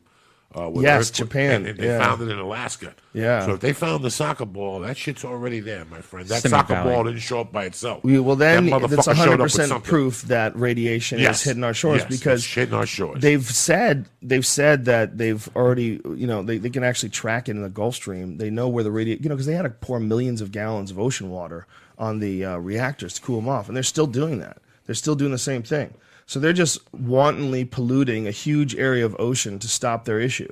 And there's no other solution. I don't know how else they're going to cool it off. I don't know what the fuck they could go. I mean, it's almost like they need science to come up with some incredible innovation to stop the meltdown of this thing. I mean, who would have ever thought that that's how a reactor is that there's no way to stop it? Is that once you run out of power, like literally you can't contain the energy, and then it just eats through its containment cell, and it becomes incredibly toxic. Like, who would have ever thought that they would make something that seems so likely to fail? So likely. What if it got hit by a meteor? We're fucked? Really? Right. Why would anybody let them build that? It's almost like they had something and they were sure that they would have it completely harnessed in 20 years, but just launch it today and cross our fingers that the power doesn't go out for 20 years. But in 20 years from now, we're going to know how to deal with this stuff. The fuck we are. We might not ever be able to figure out how to deal with nuclear waste. It might be just one of those not in our things. lifetime, not for, but maybe not. When they maybe start not. talking half-lives of like 100,000 years. Dog, and not to mention that. All right, so we have all this radioactive shit. What about all the oil that's been hitting the ocean? What about the shit that happened last year? All this shit accumulates. Yeah. This is all affects our fucking chi one way or another. All this shit, pollution, oil in the water. We're not catching a break from any fucking direction. The only one who's going to catch a break is living in fucking Montana, where they found the teeth of those dinosaurs. That's it. I mean, where else can we? You can't drink ocean water in fucking 20 years. We don't know what we're drinking. 2 years ago, they did a thing that there's drugs in the water that you drink.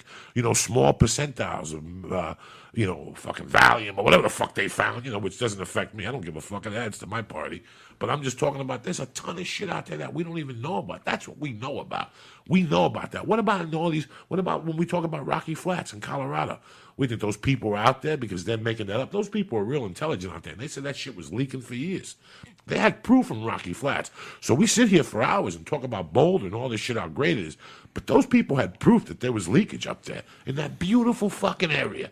Have you ever gone to Rocky Flats? When you drive to Rocky Flats, you know you're somewhere that you're not supposed to be. Remember that show, The Hitchhiker on HBO? He'd be hitching and there's nothing out there, just flat land. That's it. How beautiful is Colorado? When have you ever seen a flat part of Colorado? When you hit Rocky Flats, the mountains are far the fuck away. And the whole area is flat. The air is thinner. Like there's a little fucking guy in a security thing with like an army jeep by himself. This is the entrance to Like Rocky a Stephen Flats. King movie. It's like the continuation to The Mist. Shining. Like it's gray out there. When you go out there, Colorado is sunny. Like I've told you before, Boulder gets as much sunshine as Hawaii, Honolulu, Hawaii every year. When you go out to Rocky Flats, it even feels gray. It's probably the government, man. They probably shoot that HARP shit. Now, where's the place where you go underneath? What's the name of that in Colorado? The where place the Air you go Force underneath. has NORAD. I'm sorry, NORAD. NORAD's in Colorado? Where? Is it not NORAD in Colorado? Can Maybe you check it for is. me, please? Sure, Yeah, yeah. sure it is. NORAD's in Colorado. You know, like when you go in Boulder, NORAD, where the fuck is NORAD exactly? They have a place, the Devil's Thumb in Boulder. North American Aerospace Defense Command. How's that NORAD? I don't know. Defense Command. NAAD. It's underneath. It's a That's secret. why they always said if you live in Boulder in Colorado, it's great. But the first places that are going to get bombed is going to be Colorado because they're going to try to destroy NORAD. Even though it's just a fucking, they have 20 NORADs and we have more higher fucking whatever ones now. NORAD was built God knows when. I mean, by now we must have other caves that are fucking stronger. But they've always said that NORAD is one of the first places they'll take out. Look at it. Read about it. NORAD is one of the first fucking It's places. in Colorado Springs. There It's, you go. it's located at Patterson Air Force Base. If you've ever been to Colorado Springs is like all military, man. All military. All military. In 1985, the number one growing city in the country and number 3 for crime at the same time. And the GIs Colorado went in Springs. there. Yeah, Colorado Springs was no fucking joke in 85 because I almost moved there. That's how I ended up in Boulder on the plane. Somebody said, you don't want to go to Colorado Springs. That's a GI town, dog. Get your ass to Boulder with some bitches. It's a GI town, and it's also a really religious town. Very religious. Very religious. Colorado Springs is where Ted Haggard is from. That dude who had that crazy minister and was winded up doing crystal meth. And It's probably easy to get religious when you live there just because of all the beauty around you. You know, you probably have like, yes, there is a maker of this. This is amazing and gorgeous. And it's also easy to get religious in an army town. You know, that's just a fact. Right. I don't know Military towns, you know, there's no atheists in foxholes. That's Right. an old When expression. I got to Colorado, dog, it made me want to smoke more fucking reefer. I Yeah. gotta be honest with you. As soon as It's I so touched base in gorgeous, right? Aspen, I became a reefer head professionally. I was always a reefer head, but once I moved to Colorado, I'm like, I get it now. You're in God's motherfucking country. It really is God's country. You know, when you're driving through the mountains, like I always just describe it to the feeling that you get is just like something. If you're looking at the most incredible work of art, if you're looking at a beautiful, like incredible work of art, like that feeling of awe and inspiration, and just really a wave of happiness washes over your body. That's what it's like when you're driving around in Boulder. I mean, that's how crazy it is. You know, that's But up if in the you mountains. ever seen Coeur d'Alene, Idaho? Yeah, I've been there to Oh, ski. Yeah, I've skied there. Jesus Christ, is it beautiful, Beautiful. up there? Fucking Oh my beautiful. God, dude! I looked at some photos online, and I'm like, this doesn't even look real. These people, there's a town up there, and apparently it's like a lot of like fat cats, and it's like, where's that one place in Wyoming? There's like a famous place in Wyoming, where like Dick Cheney's got a ranch, and Cheyenne. No, I don't know where Not it is. Riverton, nothing like that. No. Well, how about this? I'll just type in rich people Wyoming, and I bet it'll come up. But they all have this. They have like a town up there where it's like all like bankers and billionaires and shit like that. Oh, come on. I can't find it. Rich people live in Wyoming. butthole. In Wyoming, butthole. 7. Jackson Hole. Jackson Hole, yeah. It's ski Jackson place. Hole. That's Bro, it. motherfuckers. Ski town, right? Yeah, it's beautiful. they figured beautiful. out a way I've been to there. have a Beautiful. spot where all rich people live. You know, that's what they did. They pieced it together. There was a spot, you know, where it's all like mansions and ranches and shit. You ever go online just for a goof and like look at real estate in different It's towns? fucking amazing. I like to do that. I like to see. All right, I went to Cheyenne. I went to Jackson's Hole, Wyoming, and not my roommate, the guy that lived next door to me in Snowmass Village in '83, his father died. So he came to me, and then he goes, I'm in a bind. I really need like $600 for my plane ticket. I gave it to him. I said, don't worry about it. Your father died. When he came back, he goes, I really want to do something nice for you. He was the manager of Sport Kalen. Sport Kalen's a big ski shop in Aspen at the time. Right. And he used to get demos. He's the guy that first taught me how to ski. This guy did a lot for me. And one day he goes, I want to take you on a trip to, him and his wife were going to take me to a trip to Jackson's Hole to ski. At the time, I was pretty decent on 185s, but I wasn't fucking good at all. 185s? That's 180, your skis, 185s, 205s. I was Right. okay. These motherfuckers took me to Jackson Hole. My president was to go on a helicopter and jump out of a helicopter into snow. And guys, I ain't afraid to Oh tell my you. God. I couldn't do it. That. You couldn't do it? I wouldn't It do Good it. for you. You're smart. No, fuck you. I should have done it. Really? You don't, oh, fuck yeah. I should have eaten mushrooms, and it was just 20-foot drop. It was just a 20-foot drop, and you're dropping into, Dr. Steve, my buddy, Steve Graham. 180 inches. Yeah, I talked to him this morning. You're jumping into a 180-inch base of snow. So you're basically landing in 30 feet of snow. Nothing's going to happen to you. God. You're just going to go down a little bit, and then the mountain's this way, and you shoot. But that's the present. You're 30 feet of snow, and you're on the top of it? You know how fucking much base there is in the top of a mountain of snow? 30 feet? There's got to be 20 feet. It snows all fucking... Oh, my when you look right now, what's the base in Aspen? They'll give you 114 inches. Whatever the fuck they give you is the base. What does it feel like to be in an avalanche? Imagine that. I couldn't even... There's one recently where a when bunch you of people look back have and that shit's chasing you. But, when you go skiing, even skiing, like I listened, 3 years ago, I shot a movie in Colorado, and I went up there, and they gave me a ski pass for the day, and it was great. I got on the gondola. I put the skis on, and I skied around the top, and I was up there for too long, and I got oxygen sickness, high level, whatever. Right. It was too fucking high. Hypoxia, is that what it's Whatever called? it was. You get dizzy and shit, so I went down. But my skiing days are over. But if you ever get the chance and you're young and your knees and whatever, and you eat a mushroom, because that's what those people do. They eat mushrooms and go skiing. Apparently, snowboarding is easier to learn. Yeah, snowboarding. It's easier? It's great. It really is great. I don't think so. No? When don't you think went so? this last time, did you see your children ski? Don't your children ski? No, Don't they're a they little learn? too young. Oh, They're a little too I thought young. you were saying that they call them ski bunnies, and they take them when they're 3. Really? And they teach them how to ski. And here you are, 20 years old, you've been lifting weights, drinking protein shakes, and here you are walking like a zombie, and these little fucking 4-year-olds go by you doing 90, going, Dad, fuck you. And you feel like a fucking moron. You're like, look at these, but they're lower to gravity. So it's easier for them, to Right. talk. Well, then it should be easier for me, too.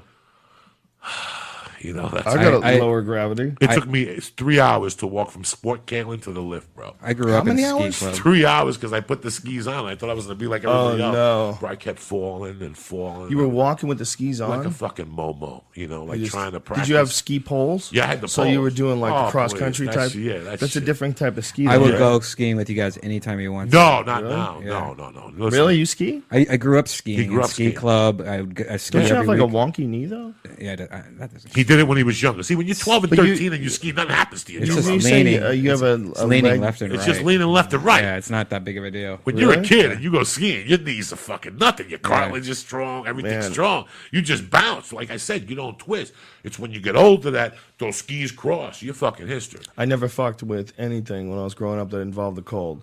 I didn't want to play No, I know. hockey. I don't want to ice No, skate. no, no, Fuck you. I hate the cold. Skiing. I really enjoy is it. amazing. I really Really? enjoyed it Seems at like that fun. age. I had never done it in Jersey because why would you do it in Jersey? Eddie The- Bravo says it's like close to sex.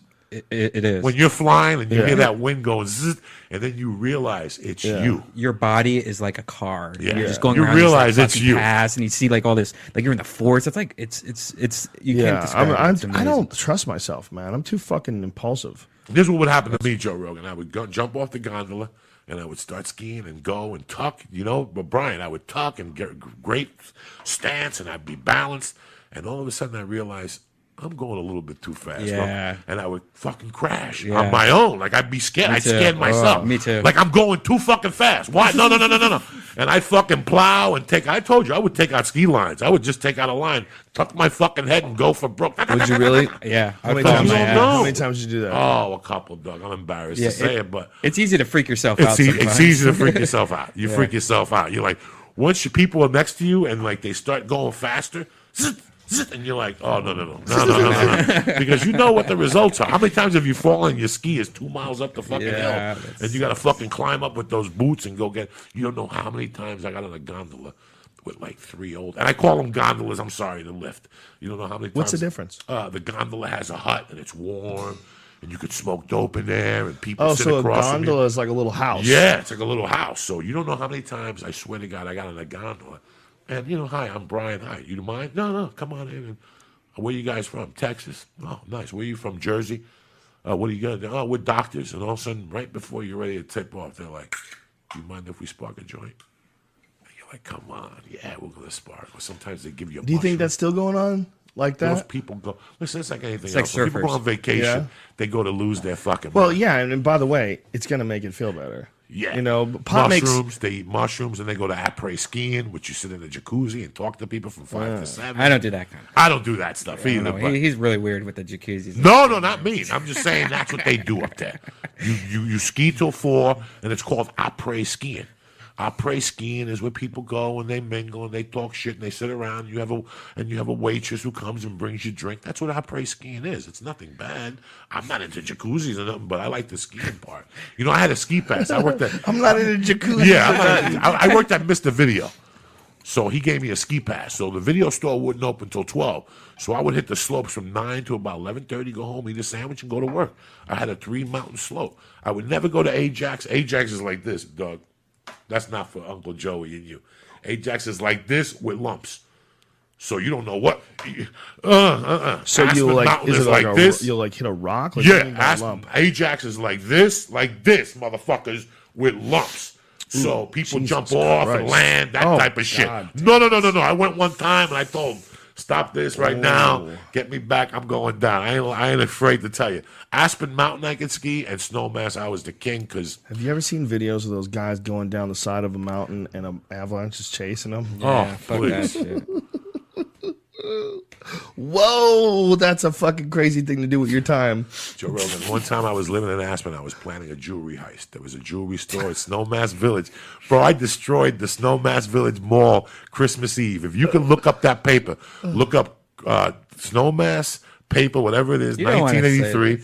Yeah, why not? It's 30 years ago. It's going to be 30 fucking years ago. Has the statute of limitations Who run out? gives a fuck? The statute of limitations ran out on me, bitch, right? So I was up Aspen Mountain one night, and I got kinky. I just started opening up doors. And the next day in the paper, Christmas Day, they had a thing that said, Snowmass Mall burglarized Christmas Eve. So I was like, there's a jewelry store I'm going to rob up there. They were up there for years. I'm going to rob these motherfuckers. And at the time, I had a guy, I was an electrician. I was an apprentice electrician. I bent, I was a residential wireman, and I also bent pipe for the commercial guys. So I asked one of the electricians, I go, can you help me fucking get this wire in? So he looked at it, he goes, we could do it. You could cut the wire and the alarm won't go off, so the cops will never react to you. So I had 2 weeks to go till I went back to Jersey, and I went up there one Monday in a blizzard. It was a perfect night. It's a fucking blizzard. The cops can't get up to there to me. I get up there, I cut the fucking wire, I break the glass, and something makes me turn around, and I see the cop cars and Audis. They had not Audis, Saabs.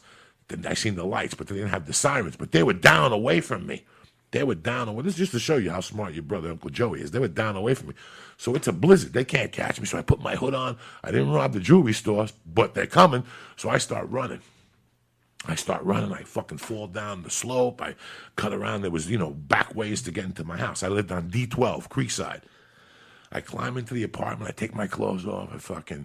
I'm sitting there, and within an hour, I get a knock on the door. And I open the door, and it's 2 sheriffs. And they're like, hi, how you doing now? Have you seen anything suspicious? And I'm like, no, not really. And they're like, yeah, somebody tried to rob the jewelry store tonight. Me, the fucking genius, I walked in the snow and made a path. Right to my fucking door. Oh. So the guy says to me, you haven't been out all night? I'm like, nah, I've been home all night watching TV. And he's like, whose boots are those? And I look down, and you can see the snow falling off and melting right in the heat.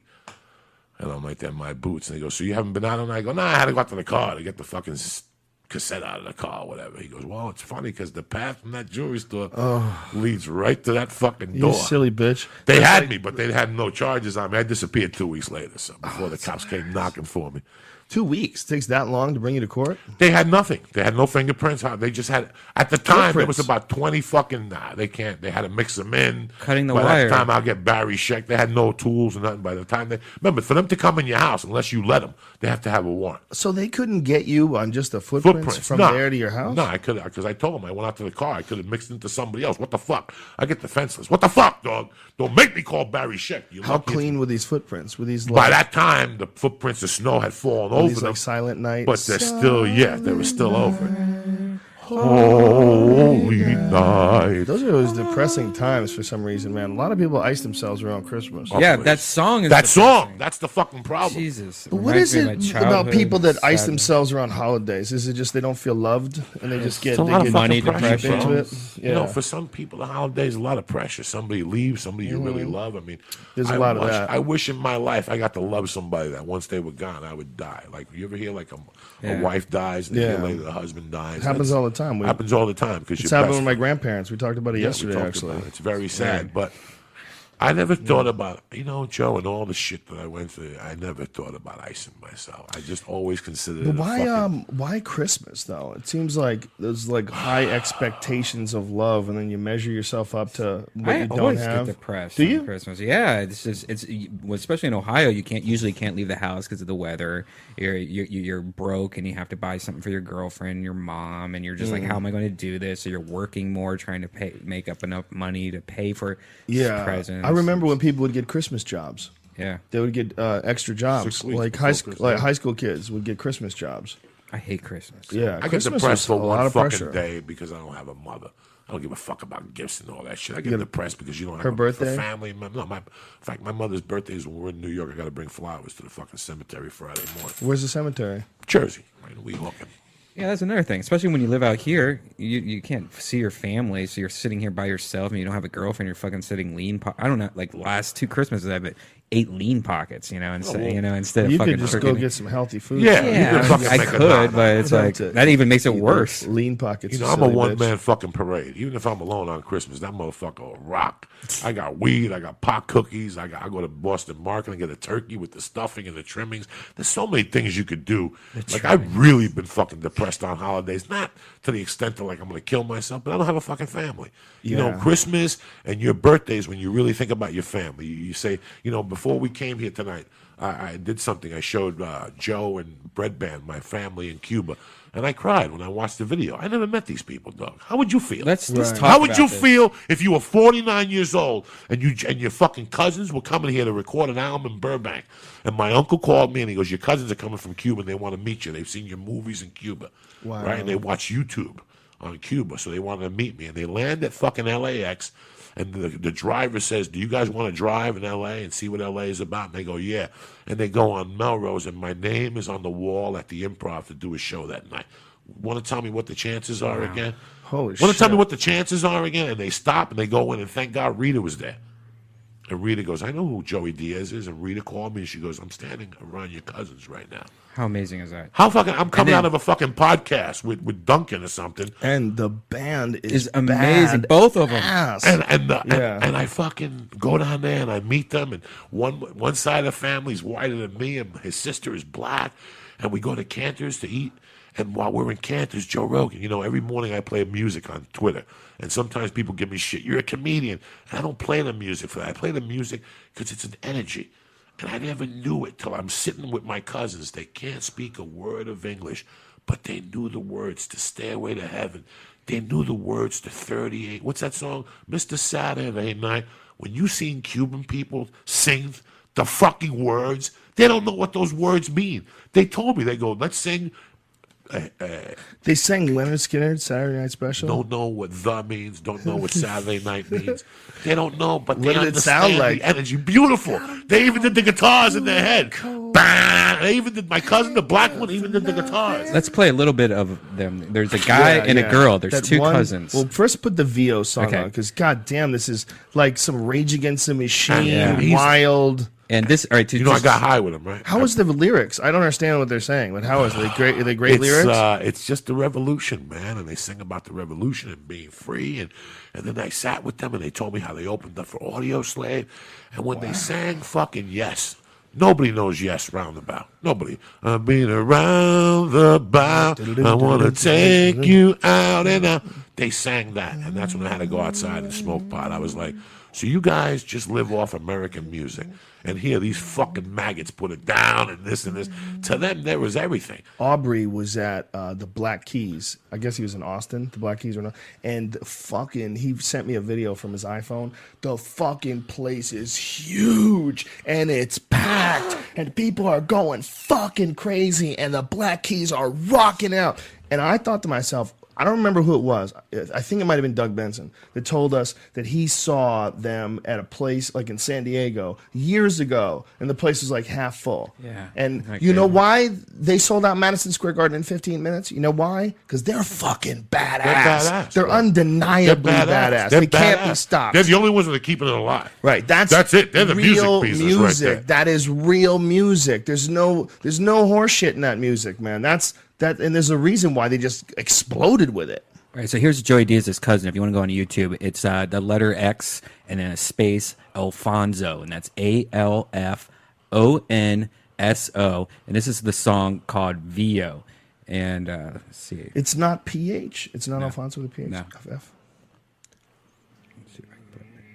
By the way, yes, we're going to buy some sophisticated equipment that allows us to feed this straight through your stream eventually. Government. Fucking communist government. Listen to these motherfuckers.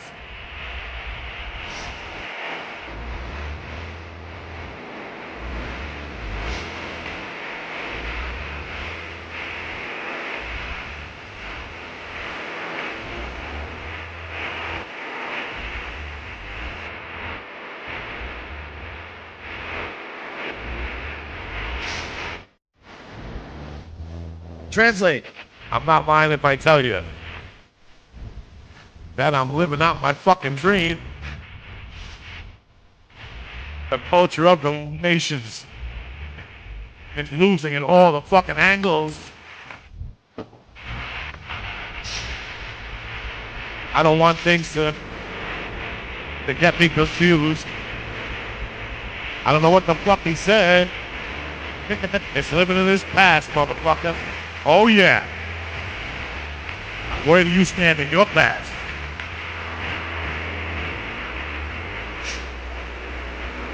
Now I've lived my life.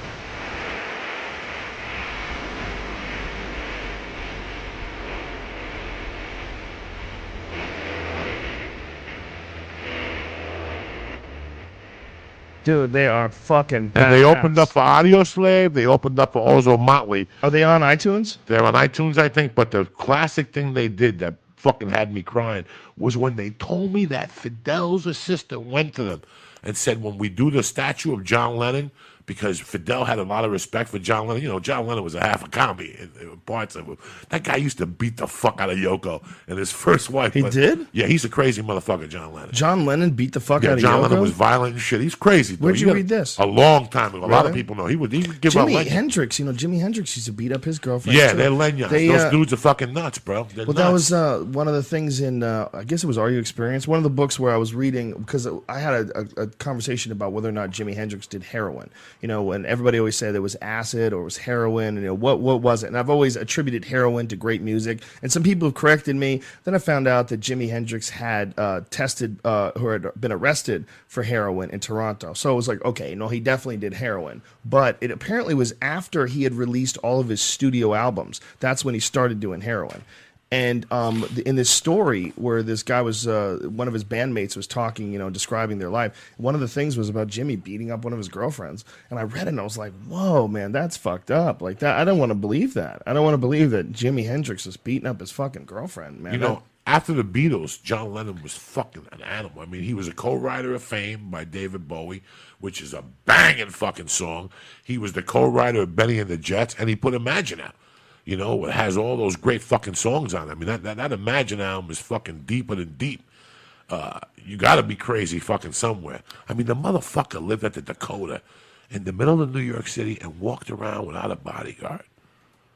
Wow, that's ahead, brother. incredible. Now your cousin's sister also has her own Right. shit, and Yeah, and- another yeah. badass musician in your family. And her name is Maeme Alfonso, Alfonso. And like, just and now, if you thought that shit was badass, then you have this, which is just even crazy. Her voice is amazing.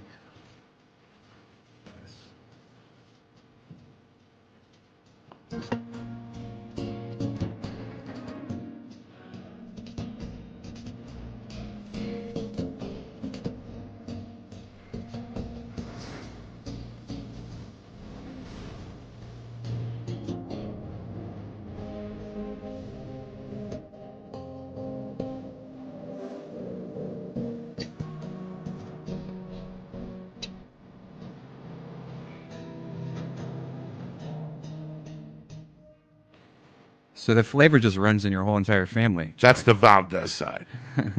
That's not the Diaz side. Diaz's, they're rich from Camagüey, Cuba. They were doctors. The Valdez side is just too fucking overwhelming. You know, we sat at Cantor's and they were telling me how when they see me on the, you know, they love that Alex Jones thing. Oye, dime lo que pasó con el Alex Jones ese, compadre.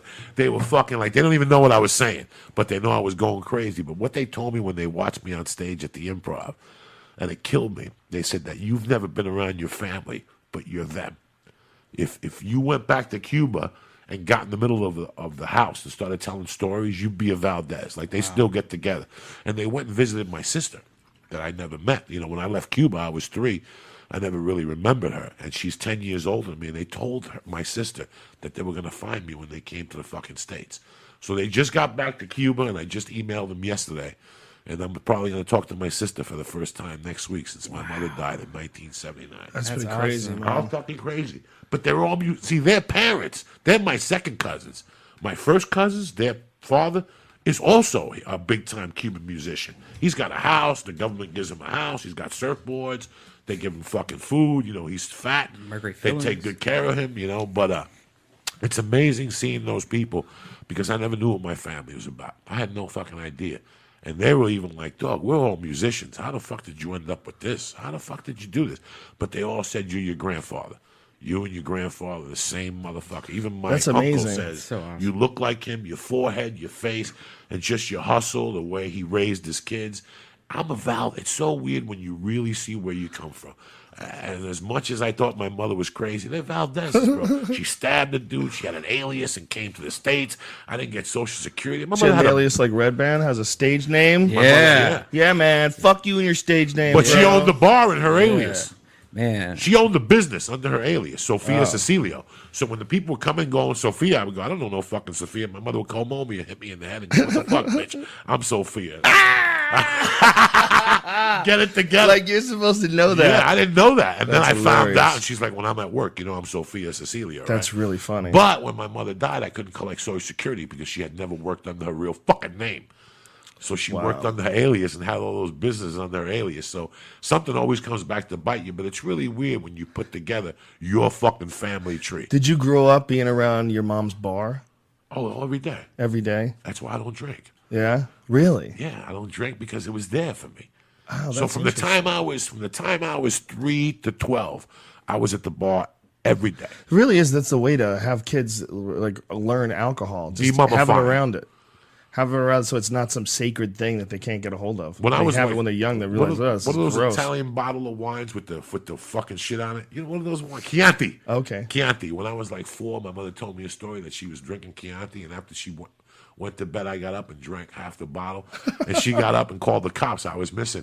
They couldn't find me. They're like, where the fuck is he? Coquito. And she called the cops, and the cops found me in the closet with puke and shit all over me. So after that, dog, there was no drinking for my ass. You know what I'm saying? There was just no fucking drinking. I puked in a cab once when I was 14. Oh, It's my pal Jimmy Lawless. We went to some party. We're all listening to Bad Company, drinking Jack Daniels. We were like 14, drinking Jack Daniels, not having any clue as to how much I could drink, just completely experimenting, hammered, stumbling into things, man. Boy, I was a mess back then. I when I look back at it, I'm like so grateful that anybody was willing to be my friend.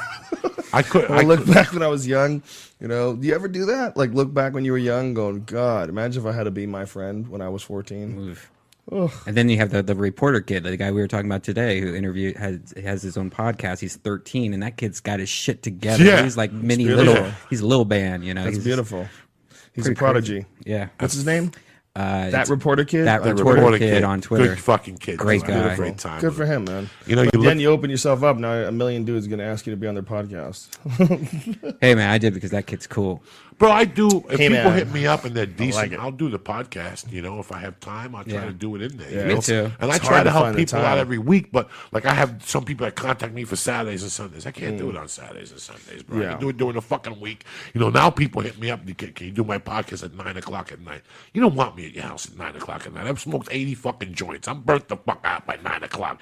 Catch me early. You know what I'm saying? Cocksucker. When are you at your best in the day? 6 a.m. 6 a.m.? 6 a.m. is when I'm throwing heat, giggling by myself, fucking having It's a when you're good tweeting on all the best music. Oh, please. I get so fucking fired up in the mornings, dog, when I hit that first bong. Lately, I've been doing this in the morning just to keep it loud, then this vapor fucks me up in the morning, but it doesn't fuck me up in the afternoon. So it's like a sativa for me.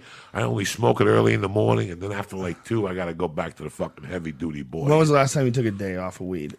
Do you ever do that? 2 days before the surgery. Yeah, I'll try. Oh, 2 days before you. And then I went off surgery? for a week. I went off for a week Yeah. in like December. Yeah, you have to. You have to. You know, and this day, listen, every day I wake up and I'm like, today I'm not going to smoke. But I wake up and my house is like a fucking opium den. I got bongs, I got devices, I got, you know, so you like, I open up my drawer under the computer. I find loose joints and containers of hash, and I have so much shit at the house. So this day is like, if I'm going to the doctor, I don't want my blood pressure high, I won't smoke till 2 or 3. Like, there's weeks I'll go on it just to give your blood pressure a fucking break, you know. There's days you got on the 101 and I got to get high as soon as possible. You know, like, there's some days I got to get fucking high as soon as possible, bro. You driving around the 101 or something. You get so frustrated in traffic. I've never seen anybody get more frustrated than you. Oh, no. It's not worth the aggravation Joey, in your life. this is my proposal. Let's all get a series of houses together somewhere in Colorado. Done. Let's do it. I'll buy the No, property. you don't have to I'll buy. become the landlord. No, you don't have to I'm buy. not fucking around. I'll buy a whole But block. Mrs. Rogan is not going to fucking go. So I'm going to have to deal with a reluctant witness. You know, listen, at the I'm gonna end have of to the pick day, Mrs. Rogan up at the and end of the fucking take day, her. she's going to have to realize that California is not going to get any better. And It's Yeah. going to get more and more overpopulated. What are It's her getting- complaints Traffic about is more and more. California? She has none. Well, there's some complaints for sure. First of all, when you're dealing with this amount of people, you're always going to deal with a massive amount of traffic and potential for crime. You know, shit along those lines. You know, car accidents, drunk drivers, texting, people being fast and rude. There's way Fast more cars. fast cars, man. There's way more of that in a big city than there is in small towns. Yeah, but where you moved Mrs. Rogan before, you took her out of the loop. You took her out of civilization. You can't do that to my girl. You See, know what I'm saying? that's the problem with That's the problem being there. married. Is that if it was just up to me, Yeah. I would be living in like Batman. I would drive up to a fucking cave and the walls would open up and I'd go inside and I'd be somewhere. If my house would just clearly reflected for sure, I'd be living in the mountains, 100%. I would have some crazy ass military style Humvee that could just get through any kind of snow, so I could get home no matter what, and that's what I would drive in the winter. Period. And I would relish that, and I would just deal with the fact that there's going to be some times where you're stuck.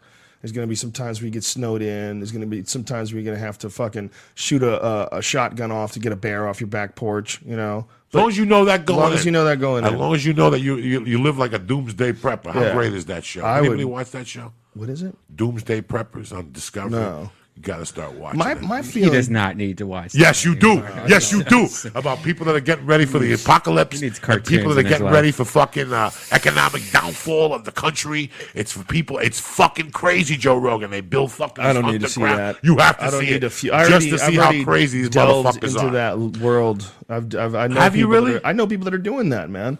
I know people Right that are here, building- yeah. They I know interview the people that family right have house. They have A thing, tank outside their house. an underground bunker out in the desert, out near Palm Springs. There's like a place where you pay and you could buy like an underground apartment, like several layers deep under the ground, like floors deep. And you They're can, stocking on food. They're stocking on weapons. I don't want to live if it gets to that. This fucking guy had. If the nuclear bomb hits and 90% of us are dead, I hope Yeah, I'm in the fuck it. 90%. I wanna be out there. Let's see what comes With next. my fucking luck, I'll be in the weed store when the bomb hits, and when I walk out, everybody's dead except me. Now I'm walking around like fucking I Am Legend, like Will Smith. You know what's really fucked up that I've been trying to wrap my head around lately? I mean, it's something that I've always Turn that around known. for a second. I'm gonna take a little smoke break.